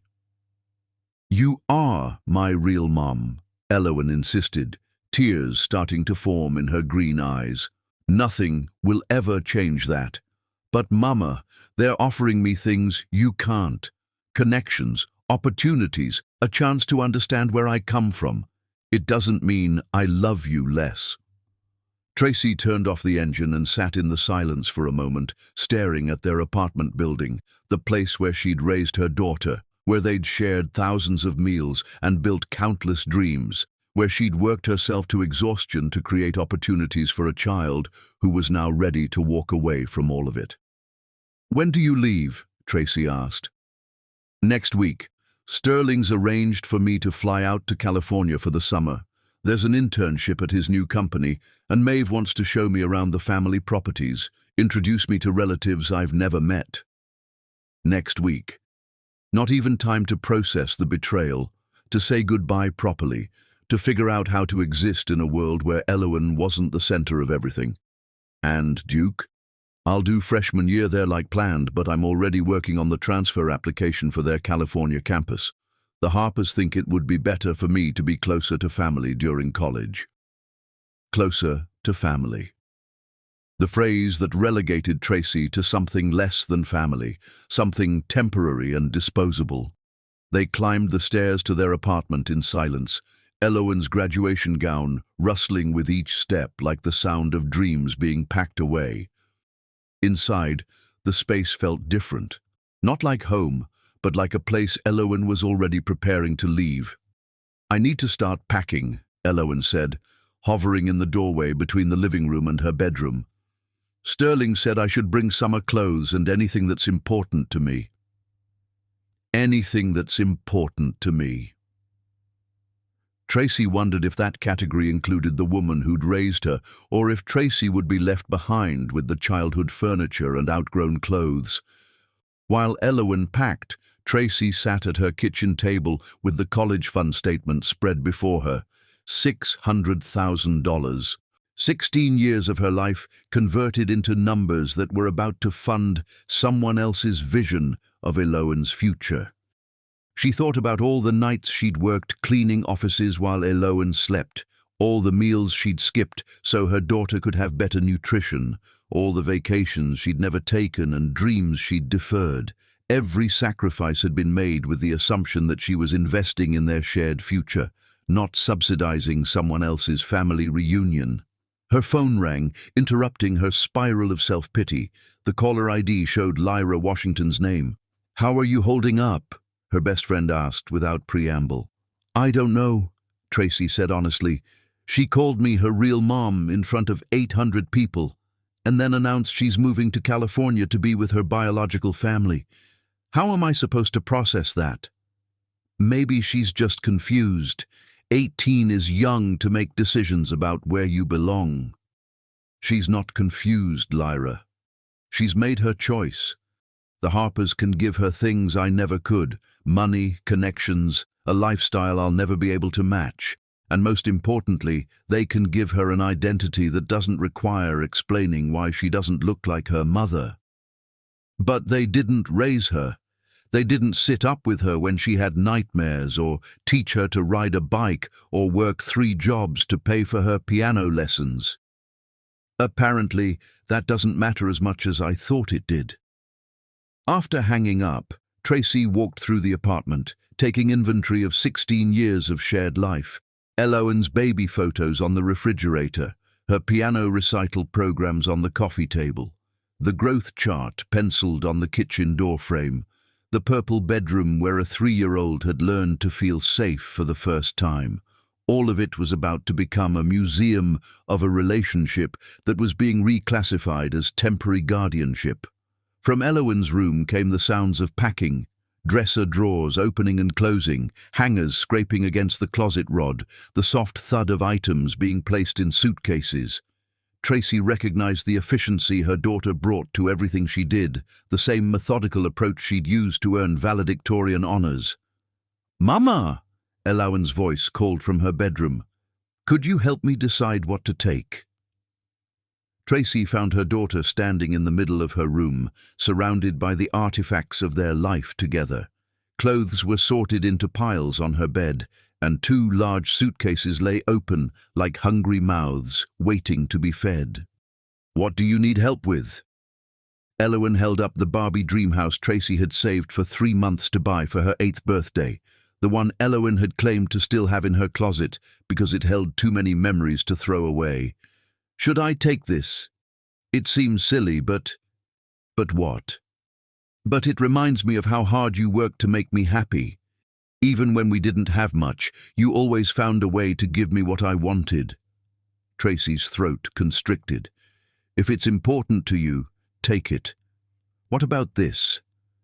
Elowen held up the stuffed rabbit that had traveled with her from the foster home, one-eared, threadbare, the first family she'd ever known. "That goes with you wherever you go," Tracy said firmly. "Rabbit has been with you longer than I have." They packed in companionable silence for a while, sorting through the accumulated treasures of childhood. Each item seemed to carry the weight of memory. The dress Tracy had sewn for Elowen's first piano recital, the science fair trophies, the stack of birthday cards Tracy had made by hand when money was too tight for store-bought. "Mama," Elowen said suddenly, holding up a photo of the 2 of them from her 13th birthday. "I want you to know that none of this is about not appreciating everything you've done for me. You saved my life in every way that matters. Then why does it feel like you're throwing it away?" Elowen sank onto her bed, surrounded by the detritus of her childhood. "Because I am 18 years old, and I have spent my entire conscious life being grateful for being rescued. I have never once gotten to make a choice about where I belong or who I want to be. So this is about choice. This is about finally having options. For the first time in my life, I can choose to explore my biological heritage, to understand where I come from, to see what kind of person I might have been if circumstances had been different." "And what kind of person is that?" "I don't know. That's what I need to find out." Tracy looked around the room, the purple walls she'd painted with such hope, the bookshelf filled with stories they'd read together, the desk where Elowen had done homework while Tracy worked her second job. "When you find out who you're supposed to be," Tracy said quietly, "I hope she's someone who remembers the woman who loved her unconditionally for 16 years. "She will," Elowen whispered. "She will." The next week passed in a blur of final preparations. The Harpers called daily to coordinate travel arrangements, discuss summer plans, and offer reassurances that Tracy would always be welcome to visit. Their generosity felt like condescension, the kind of magnanimous gestures wealthy people made when they'd won and could afford to be gracious. On the morning of Elowen's departure, Tracy drove her to the airport in the same Honda Civic that had brought her home from the foster home 16 years earlier. The symbolism wasn't lost on either of them. "I'll call you every day," Elowen promised as they stood in the departure area, watching travelers rush toward gates and destinations and new lives. "You don't have to," Tracy said. "You'll be busy discovering who you're meant to be." "Mama, please don't be like this. This isn't goodbye forever. I'll be back for holidays, for visits. Nothing has to change between us." But everything had already changed. The moment Elowen announced her plans in her graduation speech, the balance of their relationship had shifted irrevocably. Tracy was no longer the primary parent, the decision-maker, the person Elowen turned to first. She was now one of several adults in Eloan's life, competing for attention with people who had biological claims and unlimited resources. "I love you, baby girl," Tracy said, hugging her daughter one last time. "Be happy. Be everything you want to be." "I love you too, Mama Tracy. More than you'll ever know." As Tracy watched Eloan walk toward the security checkpoint, rolling suitcases packed with 16 years of memories and dreams, she realized that she'd spent so long preparing her daughter to leave that she'd never prepared herself to be left behind. The college fund sat untouched in the bank, $600,000 that Eloan no longer needed, that the Harpers had made irrelevant with their own resources. 16 years of Tracy's life distilled into numbers that represented dreams that would never be fulfilled the way she'd imagined. That night, alone in an apartment that echoed with absence, Tracy sat in Eloan's empty purple bedroom and tried to remember who she'd been before she became a mother. But the woman who'd existed before Eloan felt like a stranger, someone from another lifetime who'd had different priorities and smaller dreams. For 16 years, Tracy's identity had been defined by a single role: Eloan's mother. Now she was going to have to figure out who Tracy Shannon was when she wasn't needed, when she wasn't chosen, when she wasn't the center of someone else's universe. The graduation diploma hung on Eloan's wall, next to photos of their life together. But the girl who'd earned that diploma was already 3,000 miles away, beginning the process of becoming someone new, someone who might not need the woman who'd raised her. Chapter 8. The Breaking Point. 2 months after graduation, Tracy's heart stopped beating properly for the first time in 44 years, and she realized that broken hearts weren't just metaphors. They were medical emergencies waiting to happen to women who'd given everything away and had nothing left to sustain themselves. The attack came on a Tuesday morning while she was cleaning out Eloan's bedroom, finally accepting that her daughter wasn't coming home at the end of summer. Tracy had been holding a photo from Eloan's 8th birthday, the Barbie Dreamhouse year, when she'd worked double shifts for 3 months to afford 30 minutes of pure joy on a little girl's face, when the chest pain started. At first, she mistook it for the heartbreak that had become her constant companion since graduation day. But this was different, sharp, radiating, accompanied by shortness of breath that had nothing to do with crying and everything to do with a cardiovascular system that had finally said enough. 16 years of stress, overwork, and emotional extremes had taken their toll. 3 jobs for 13 years, chronic sleep deprivation, meals skipped so Eloan could have better nutrition, medical checkups postponed because the money always had to go toward the college fund, a body that had been treated as a machine designed to produce opportunities for someone else rather than a vessel deserving of care.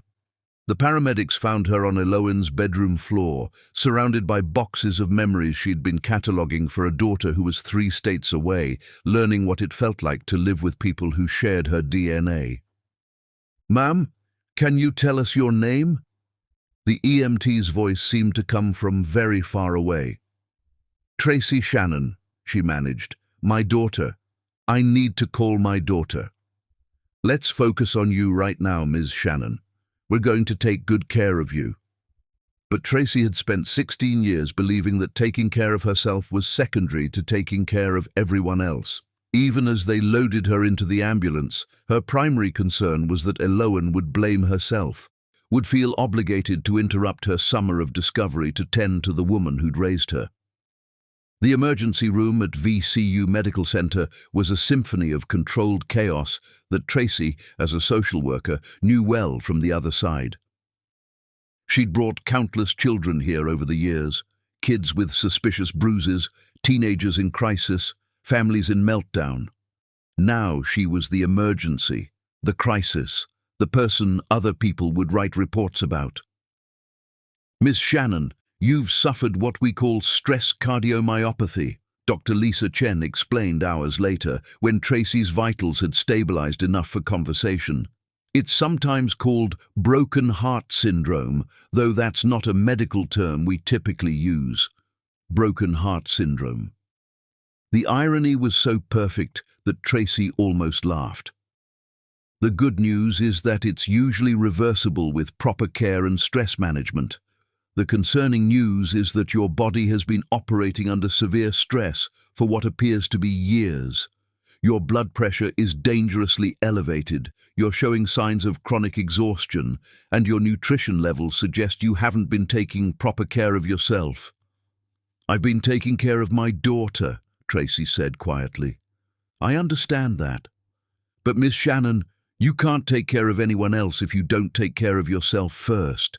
Your body is telling you that it can't sustain the level of stress you've been carrying." Dr. Chen's words echoed what Lyra, Dorian, and half a dozen other people had been trying to tell Tracy for years.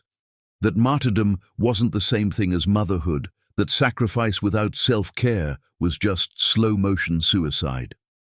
"Do I need to call anyone for you?" Dr. Chen asked gently. "Family? Close friends?" Tracy stared at the hospital ceiling and tried to figure out how to answer that question. Her daughter was in California, 3 weeks into her summer of authentic living with her biological parents. Her mother, Indira, lived in assisted living and didn't need the stress of Tracy's medical emergency. Her sister Daphne was managing her own family crisis with teenage twins. "There's someone," she said finally, thinking of Dorian's kind eyes and patient heart. He arrived within an hour, still wearing his work clothes and carrying flowers from the hospital gift shop. Daisies, simple and cheerful, and exactly what someone would choose if they wanted to bring hope without romantic implications. "Hey there," he said softly, settling into the uncomfortable chair beside her hospital bed.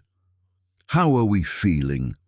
"Like 16 years of bad decisions just caught up with me," Tracy replied honestly. "I don't think loving that girl counts as a bad decision." "Doesn't it?" The question came out more bitter than Tracy intended. "I spent 16 years building something I thought was permanent, and she walked away from it in a single speech. I worked myself literally into the hospital for someone who decided I was temporary." Dorian was quiet for a long moment, studying her face with the careful attention she remembered from their brief courtship years earlier, back when she'd believed there might be room in her life for something beyond Eloan's needs. "You know what I think," he said finally. "I think you raised a girl to be independent, confident, and capable of making her own choices. And now you're angry that she's doing exactly what you trained her to do." "I trained her to abandon the people who loved her.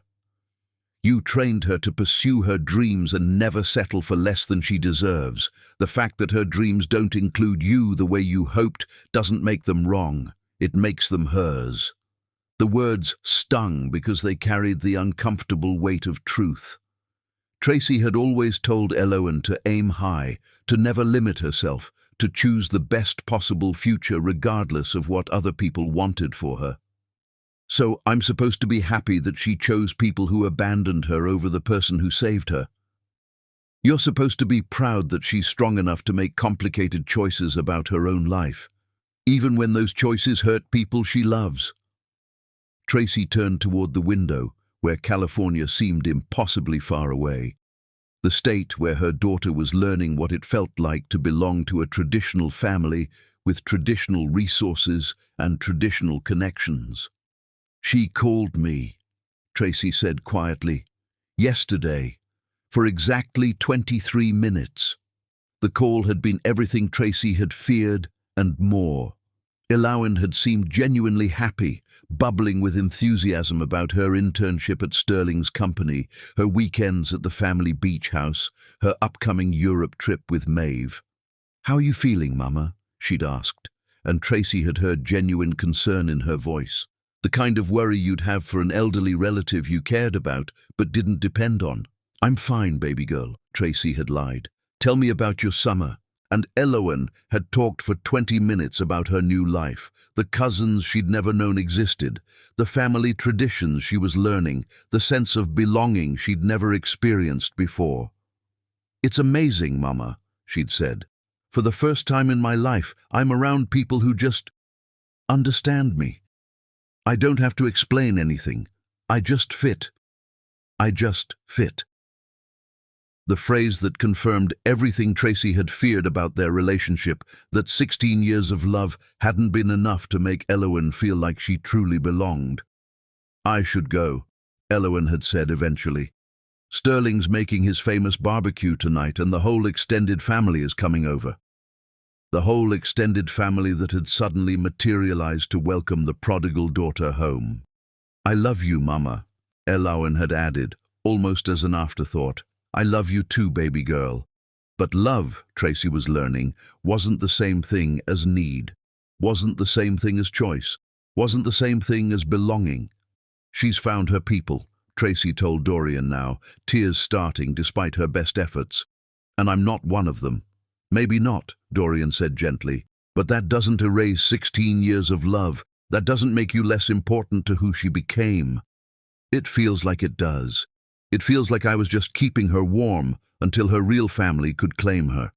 Or maybe you were the person who kept her safe and loved and whole until she was strong enough to explore all of her possibilities, including the ones that don't include you." That evening, after Dorian had gone home and the hospital had settled into its nighttime rhythm, Tracy made the phone call that would change everything. She called her lawyer first, then her accountant, then her sister Daphne to witness the conversation that would transfer $600,000 from Elowen's college fund to 8-year-old Aria Shannon, Daphne's daughter, Tracy's niece, the little girl who still called her Mama T and sent handmade birthday cards. "Are you sure about this?" Daphne asked, her voice careful over the phone. "I'm sure," Tracy replied. "Elowen has found her family. They can fund her future. This money was supposed to be a mother's love converted into opportunity. Since she doesn't see me as her mother anymore, it should go to someone who does." "Tracy, honey, you're making this decision while you're hurt and angry. Maybe you should wait. I've been waiting for 16 years for someone to choose me first. I'm done waiting." The paperwork was completed by Thursday. By Friday, the college fund that had represented Tracy's entire adult life belonged to someone else. Elowen called that weekend, her voice tight with something that might have been panic or might have been guilt. "Mama, I tried to access the college fund for my Duke expenses, and the bank said it's been transferred. Did something happen?" "I transferred it," Tracy said simply. "Transferred it where?" "To Aria. She's 8 years old, loves me unconditionally, and calls me Mama T without having to qualify it by explaining that I'm not her real mother." The silence that followed was so complete, Tracy wondered if the call had been dropped. "You gave away my college fund?" Elowen's voice was small, shocked. "I gave away the money I saved for the daughter I raised. Since you've made it clear that you prefer the parents who abandoned you to the person who chose you every single day for 16 years, they can fund your future." "Mama, that's not fair. You know I love you. You know I'm grateful." "Gratitude isn't love, Elowen, and I'm tired of being someone you're grateful to instead of someone you choose. The Harpers wanted to be your real parents? Let them pay the real parent price. But Duke is expensive. Without that money, you'll have to live like I've always lived, making the best choices available with the resources you actually have, instead of depending on someone else's sacrifice." "That's not what I wanted. I never asked you to sacrifice everything for me." "No," Tracy said quietly, "but I did it anyway, because that's what mothers do for the children they choose to love. And now you've chosen other people to be your real family, so they can make the real family sacrifices." After hanging up, Tracy sat in her hospital bed and wondered if she'd just made the best decision of her life or the worst mistake of her broken heart. But for the first time in 16 years, She'd chosen herself first, and that felt like the beginning of learning how to heal. The money was gone. The daughter she'd raised had chosen another family. The future she'd planned was shattered. But Tracy Shannon was still alive, still breathing, still capable of building something new from the ashes of her old dreams, even if she had no idea what that something might be. Chapter 9. The Reckoning. The rage that brought Elo and Kelly Shannon back to Richmond arrived in a rented BMW at 11:47 p.m. on a Thursday in November, 6 months after she'd walked away from 16 years of love to discover her authentic self with people who shared her DNA and her sense of entitlement. Tracy heard the car door slam from her bedroom window, a sharp, angry sound that cut through the humid Virginia night. She'd been expecting this confrontation since transferring the college fund 4 months ago, counting down the days until Eloan's summer of discovery collided with the reality of consequences. The pounding on the apartment door confirmed what the BMW had announced. Her daughter was furious, desperate, and probably realizing for the first time that love without gratitude could disappear just as completely as parents without resources. Tracy took her time answering, moving slowly despite her fully recovered heart, taking small satisfaction in making someone else wait for once. Through the peephole, she saw Eloan pacing like a caged animal, her face flushed with indignant anger. "I know you're in there, Mama," Eloan called through the door. "Please, we need to talk." "Mama. Not Tracy, not the woman who raised me. Mama." The title came back when she needed something. Tracy opened the door to find a stranger wearing her daughter's face. 4 months with the Harpers had completed Eloan's transformation into someone Tracy barely recognized. Expensive sundress, designer sandals, jewelry that caught the hallway light with confident gleam. Her hair fell in professional waves, and she carried herself with unconscious arrogance. But her eyes were wild with something that might have been panic and might have been the first stirrings of genuine regret. "Hello, Eloan," Tracy said quietly, not moving aside. "You look prosperous. Can I come in?" "Please. I drove straight here from Charlotte." Tracy stepped aside, and Eloan walked in with hesitant movements, her eyes sweeping over the living room. Still furnished with second-hand furniture, still decorated with school photos, still maintaining the careful aesthetic that now probably seemed impossibly small. "The place looks the same," Eloan said, settling carefully on the couch edge. "Did you expect it to change? Did you think I'd redecorate to celebrate your departure?" The words came out sharper than intended, but Tracy didn't apologize. 4 months of wounded silence had transformed heartbreak into something harder.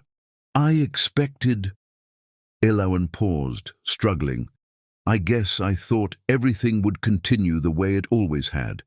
That you'd be here, ready to support whatever I needed." "And what exactly do you need, Eloan?" "I need the college fund," Eloan said, abandoning pretense. "Duke's spring tuition is due in 6 weeks, and the Harpers— there's been a complication with their finances." A complication. The delicate way wealthy people described financial collapse. "What kind of complication?" Eloan's composure cracked. "Sterling's company is being investigated by the SEC for securities fraud. Their assets are frozen. And Maeve's family money. Apparently there isn't as much as everyone thought." Tracy felt a flicker of something that wasn't quite satisfaction. The Harpers, with their promises of unlimited resources, had turned out to be as financially fragile as everyone else. "So the people who convinced you to abandon your scholarship suddenly can't afford Duke's tuition?" "It's not that simple," Eloan said defensively. "They're good people who hit a rough patch. These things happen. These things happen when you make promises you can't keep to impress children you abandoned." "They didn't abandon me. They were sick, and they got better, and they wanted to make up for lost time. By buying your affection with promises they couldn't deliver." But Tracy could see doubt flickering behind Eloin's indignation, growing suspicion that she'd been seduced by people better at performing wealth than possessing it. "Tell me about your summer of authentic living," Tracy said, settling into her chair. "What did you discover?"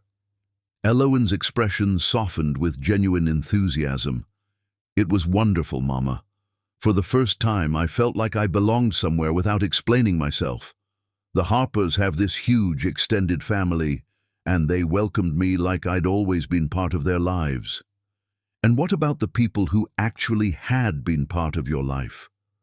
The question landed like a slap. Eloin looked ashamed. "I thought about you constantly.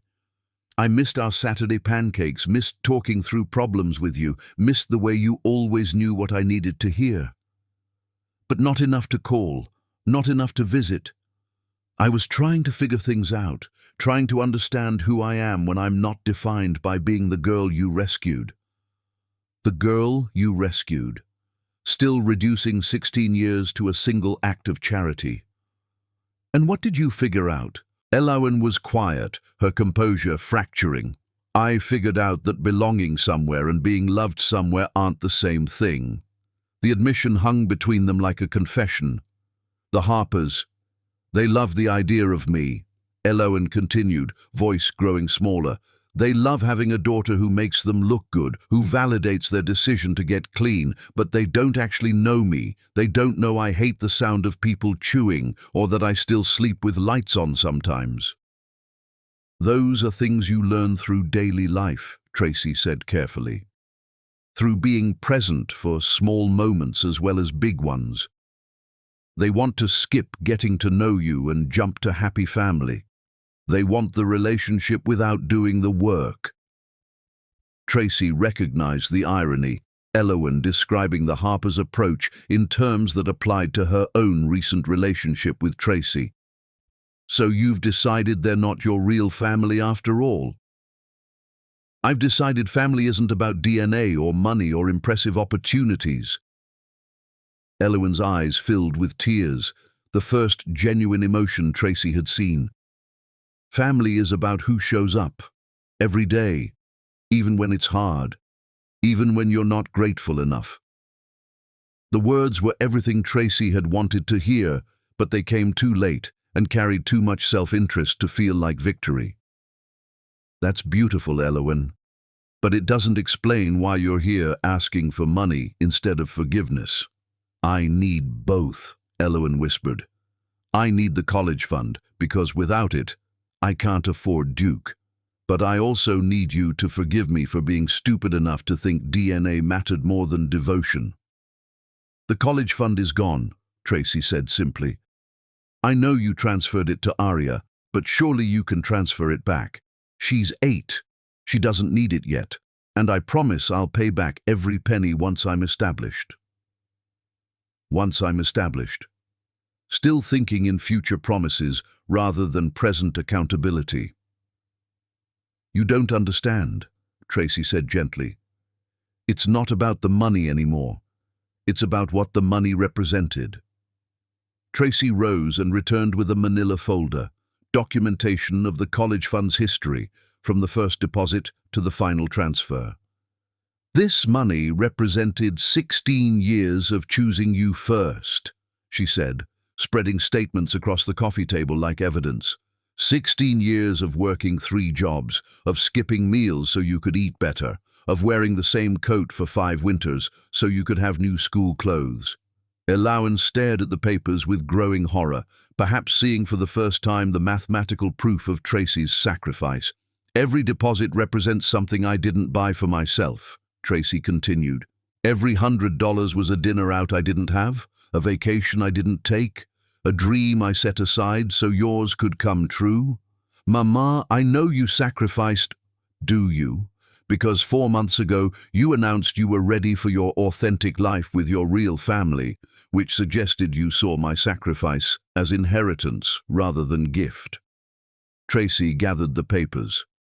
"I gave this money to Arya because she looks at me the way you used to, like I matter, like I'm essential to her happiness, like she chose me just as much as I chose her." "But I do love you," Elowen said desperately. "More than anyone.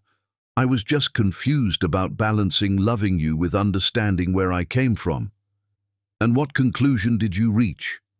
"That where I came from doesn't matter as much as where I'm going, and I want to go there with you, not despite you."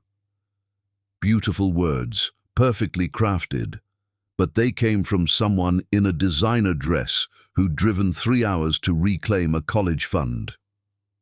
"If that's true," Tracy said quietly, "then you'll figure out how to become a doctor without my money. You'll find scholarships, take loans, work your way through school like millions of other students. You'll prove that your love isn't contingent on my ability to fund your dreams." "That's not fair," Elowen's voice cracked. "I can't afford Duke without that money. I'll have to transfer to a state school, change my plans completely. You'll have to live the way I always lived, making the best choices with the resources you actually have." "But you wanted me to go to Duke. You worked 16 years to make that possible." "I worked 16 years to give you choices. Now you're making them. These are consequences of choosing people who promised everything and delivered nothing." Elowen stared at her, finally understanding this wasn't a negotiation she could win. "So that's it?" she asked quietly. 16 years of love just disappear because I made one mistake?" "16 years of love don't disappear," Tracy replied. "But 16 years of sacrifice do get re-evaluated when the person you sacrificed for announces they're ready to start their real life without you."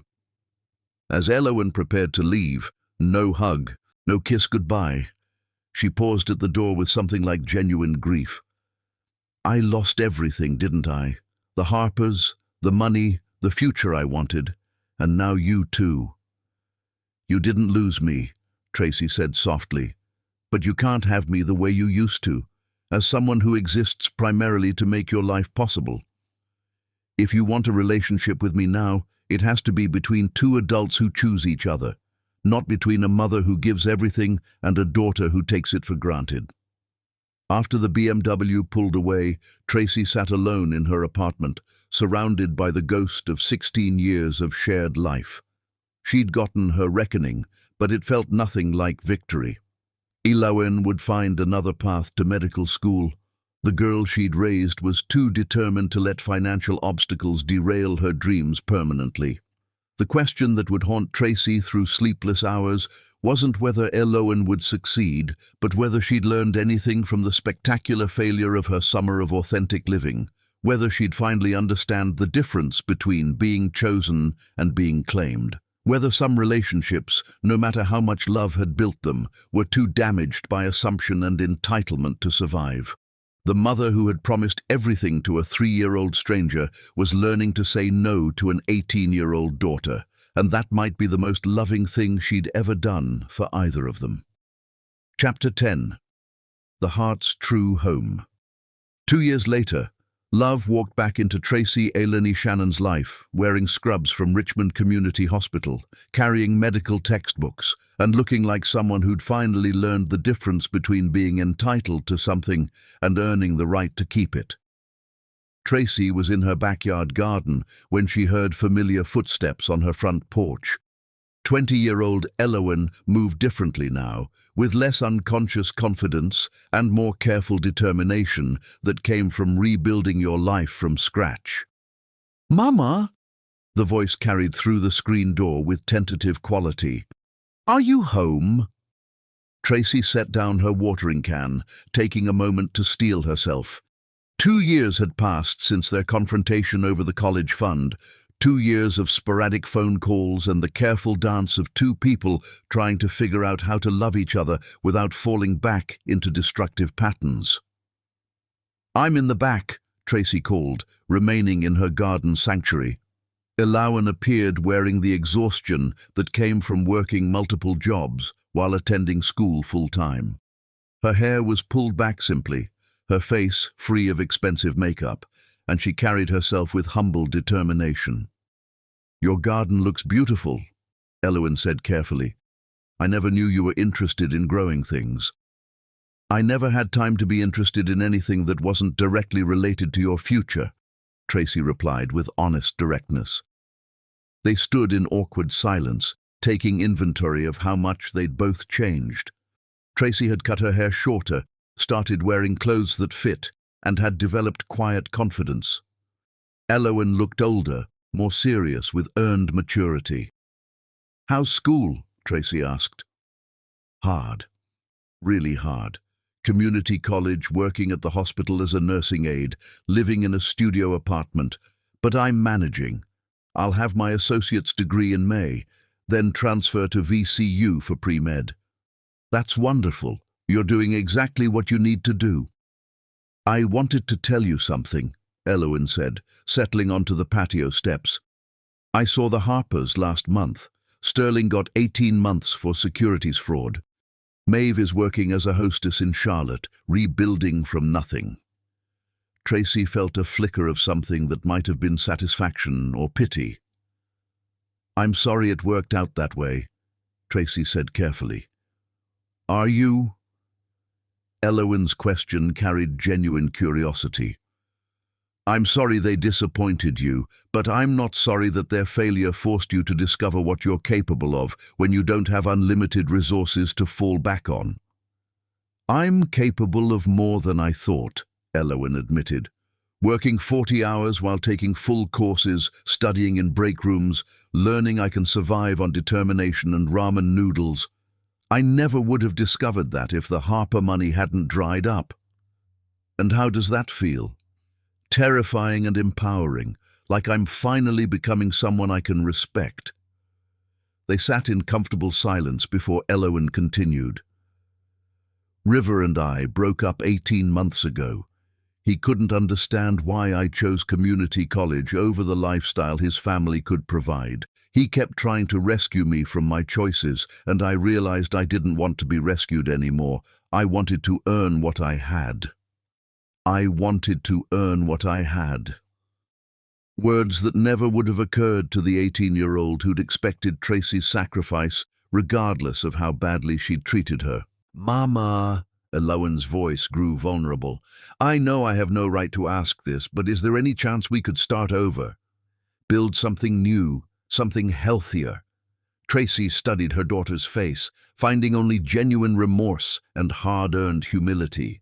"What would that look like?" "I don't know. I just know I miss you. Not as someone who solves my problems, but as the person who taught me right from wrong, who loved me enough to let me make my own mistakes even when it broke your heart." "It did break my heart," Tracy said quietly. "Completely." "I wasn't counting days to leave you," Elowen said through tears. "I was counting days to figure out who I was supposed to be. I made the mistake of thinking I had to choose between loving you and understanding myself. And now? Now I know that understanding myself means acknowledging that everything good about me came from you. My work ethic, my determination, my ability to love deeply, all from watching you live those values every day." Tracy felt her emotional walls beginning to crack. "The college fund is gone," Tracy said gently. "I can't take it back from Aria, and I wouldn't. She's 10 now, still calls me Mama T, and she's counting on that money." "I wouldn't want you to take it back," Elowen said firmly. "That money represented your faith in me, and I destroyed that faith. I need to rebuild it by proving I can succeed without depending on anyone else's sacrifice." "There's something I need to tell you too," Tracy said. "I'm seeing Dorian again. We've been together 8 months now." Elowen's face broke into genuine smile. "Dorian Matthews? I'm so happy for you, Mama. You deserve someone who sees how incredible you are." They talked until sunset, sharing 2 years' worth of experiences and tentative hope that damaged relationships could be rebuilt on stronger foundations. As Elowen prepared to leave, she paused. "Would it be okay if I came by again? Maybe we could have pancakes on Saturday morning?" "I'd like that," Tracy said carefully. "But this isn't going back to the way things were. If we're rebuilding, it has to be between 2 adults who choose each other consistently." "I understand. And Mama, I'm proud of you for choosing yourself. I hated it at the time, but I needed to learn that love isn't the same thing as unlimited forgiveness. A year later, Tracy sat in VCU's graduation ceremony, watching 21-year-old Eloan receive her biology degree with highest honors. This time, Tracy sat in the front row as the primary supporter of someone who'd earned every achievement through hard work. When Eloan found her after the ceremony, she was carrying a single red rose, wearing scrubs under her cap and gown. She'd worked a double shift the night before to afford summer textbooks. "Thank you for coming, Mama," she said, hugging Tracy with fierce gratitude. "Thank you for becoming someone worth celebrating," Tracy replied. Eloan pulled out a small wrapped box. "I saved for 3 months to buy this." Inside was a simple silver bracelet engraved, "To my real mom, the woman who taught me that family is a choice we make every day." "There's something else," Eloan said, voice trembling. "I got into medical school, full scholarship to VCU. I start in the fall." "That's incredible. How did you manage a full scholarship?" "Turns out, working multiple jobs while maintaining a 4.0 GPA develops exactly the character medical schools want," Eloan said with a smile, holding no trace of former entitlement. They were impressed by someone who'd learned to balance responsibility with academic excellence. "And how did you learn to do that?" "I learned from watching the strongest woman I know do it every day for 16 years without complaining or making excuses." 2 years later, at Eloan's medical school graduation, she specialized in pediatric cardiology, fixing broken hearts, just like she'd dreamed at 8 years old.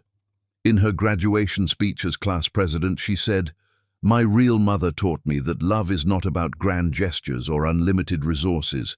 It's about showing up every single day, especially when it's hard.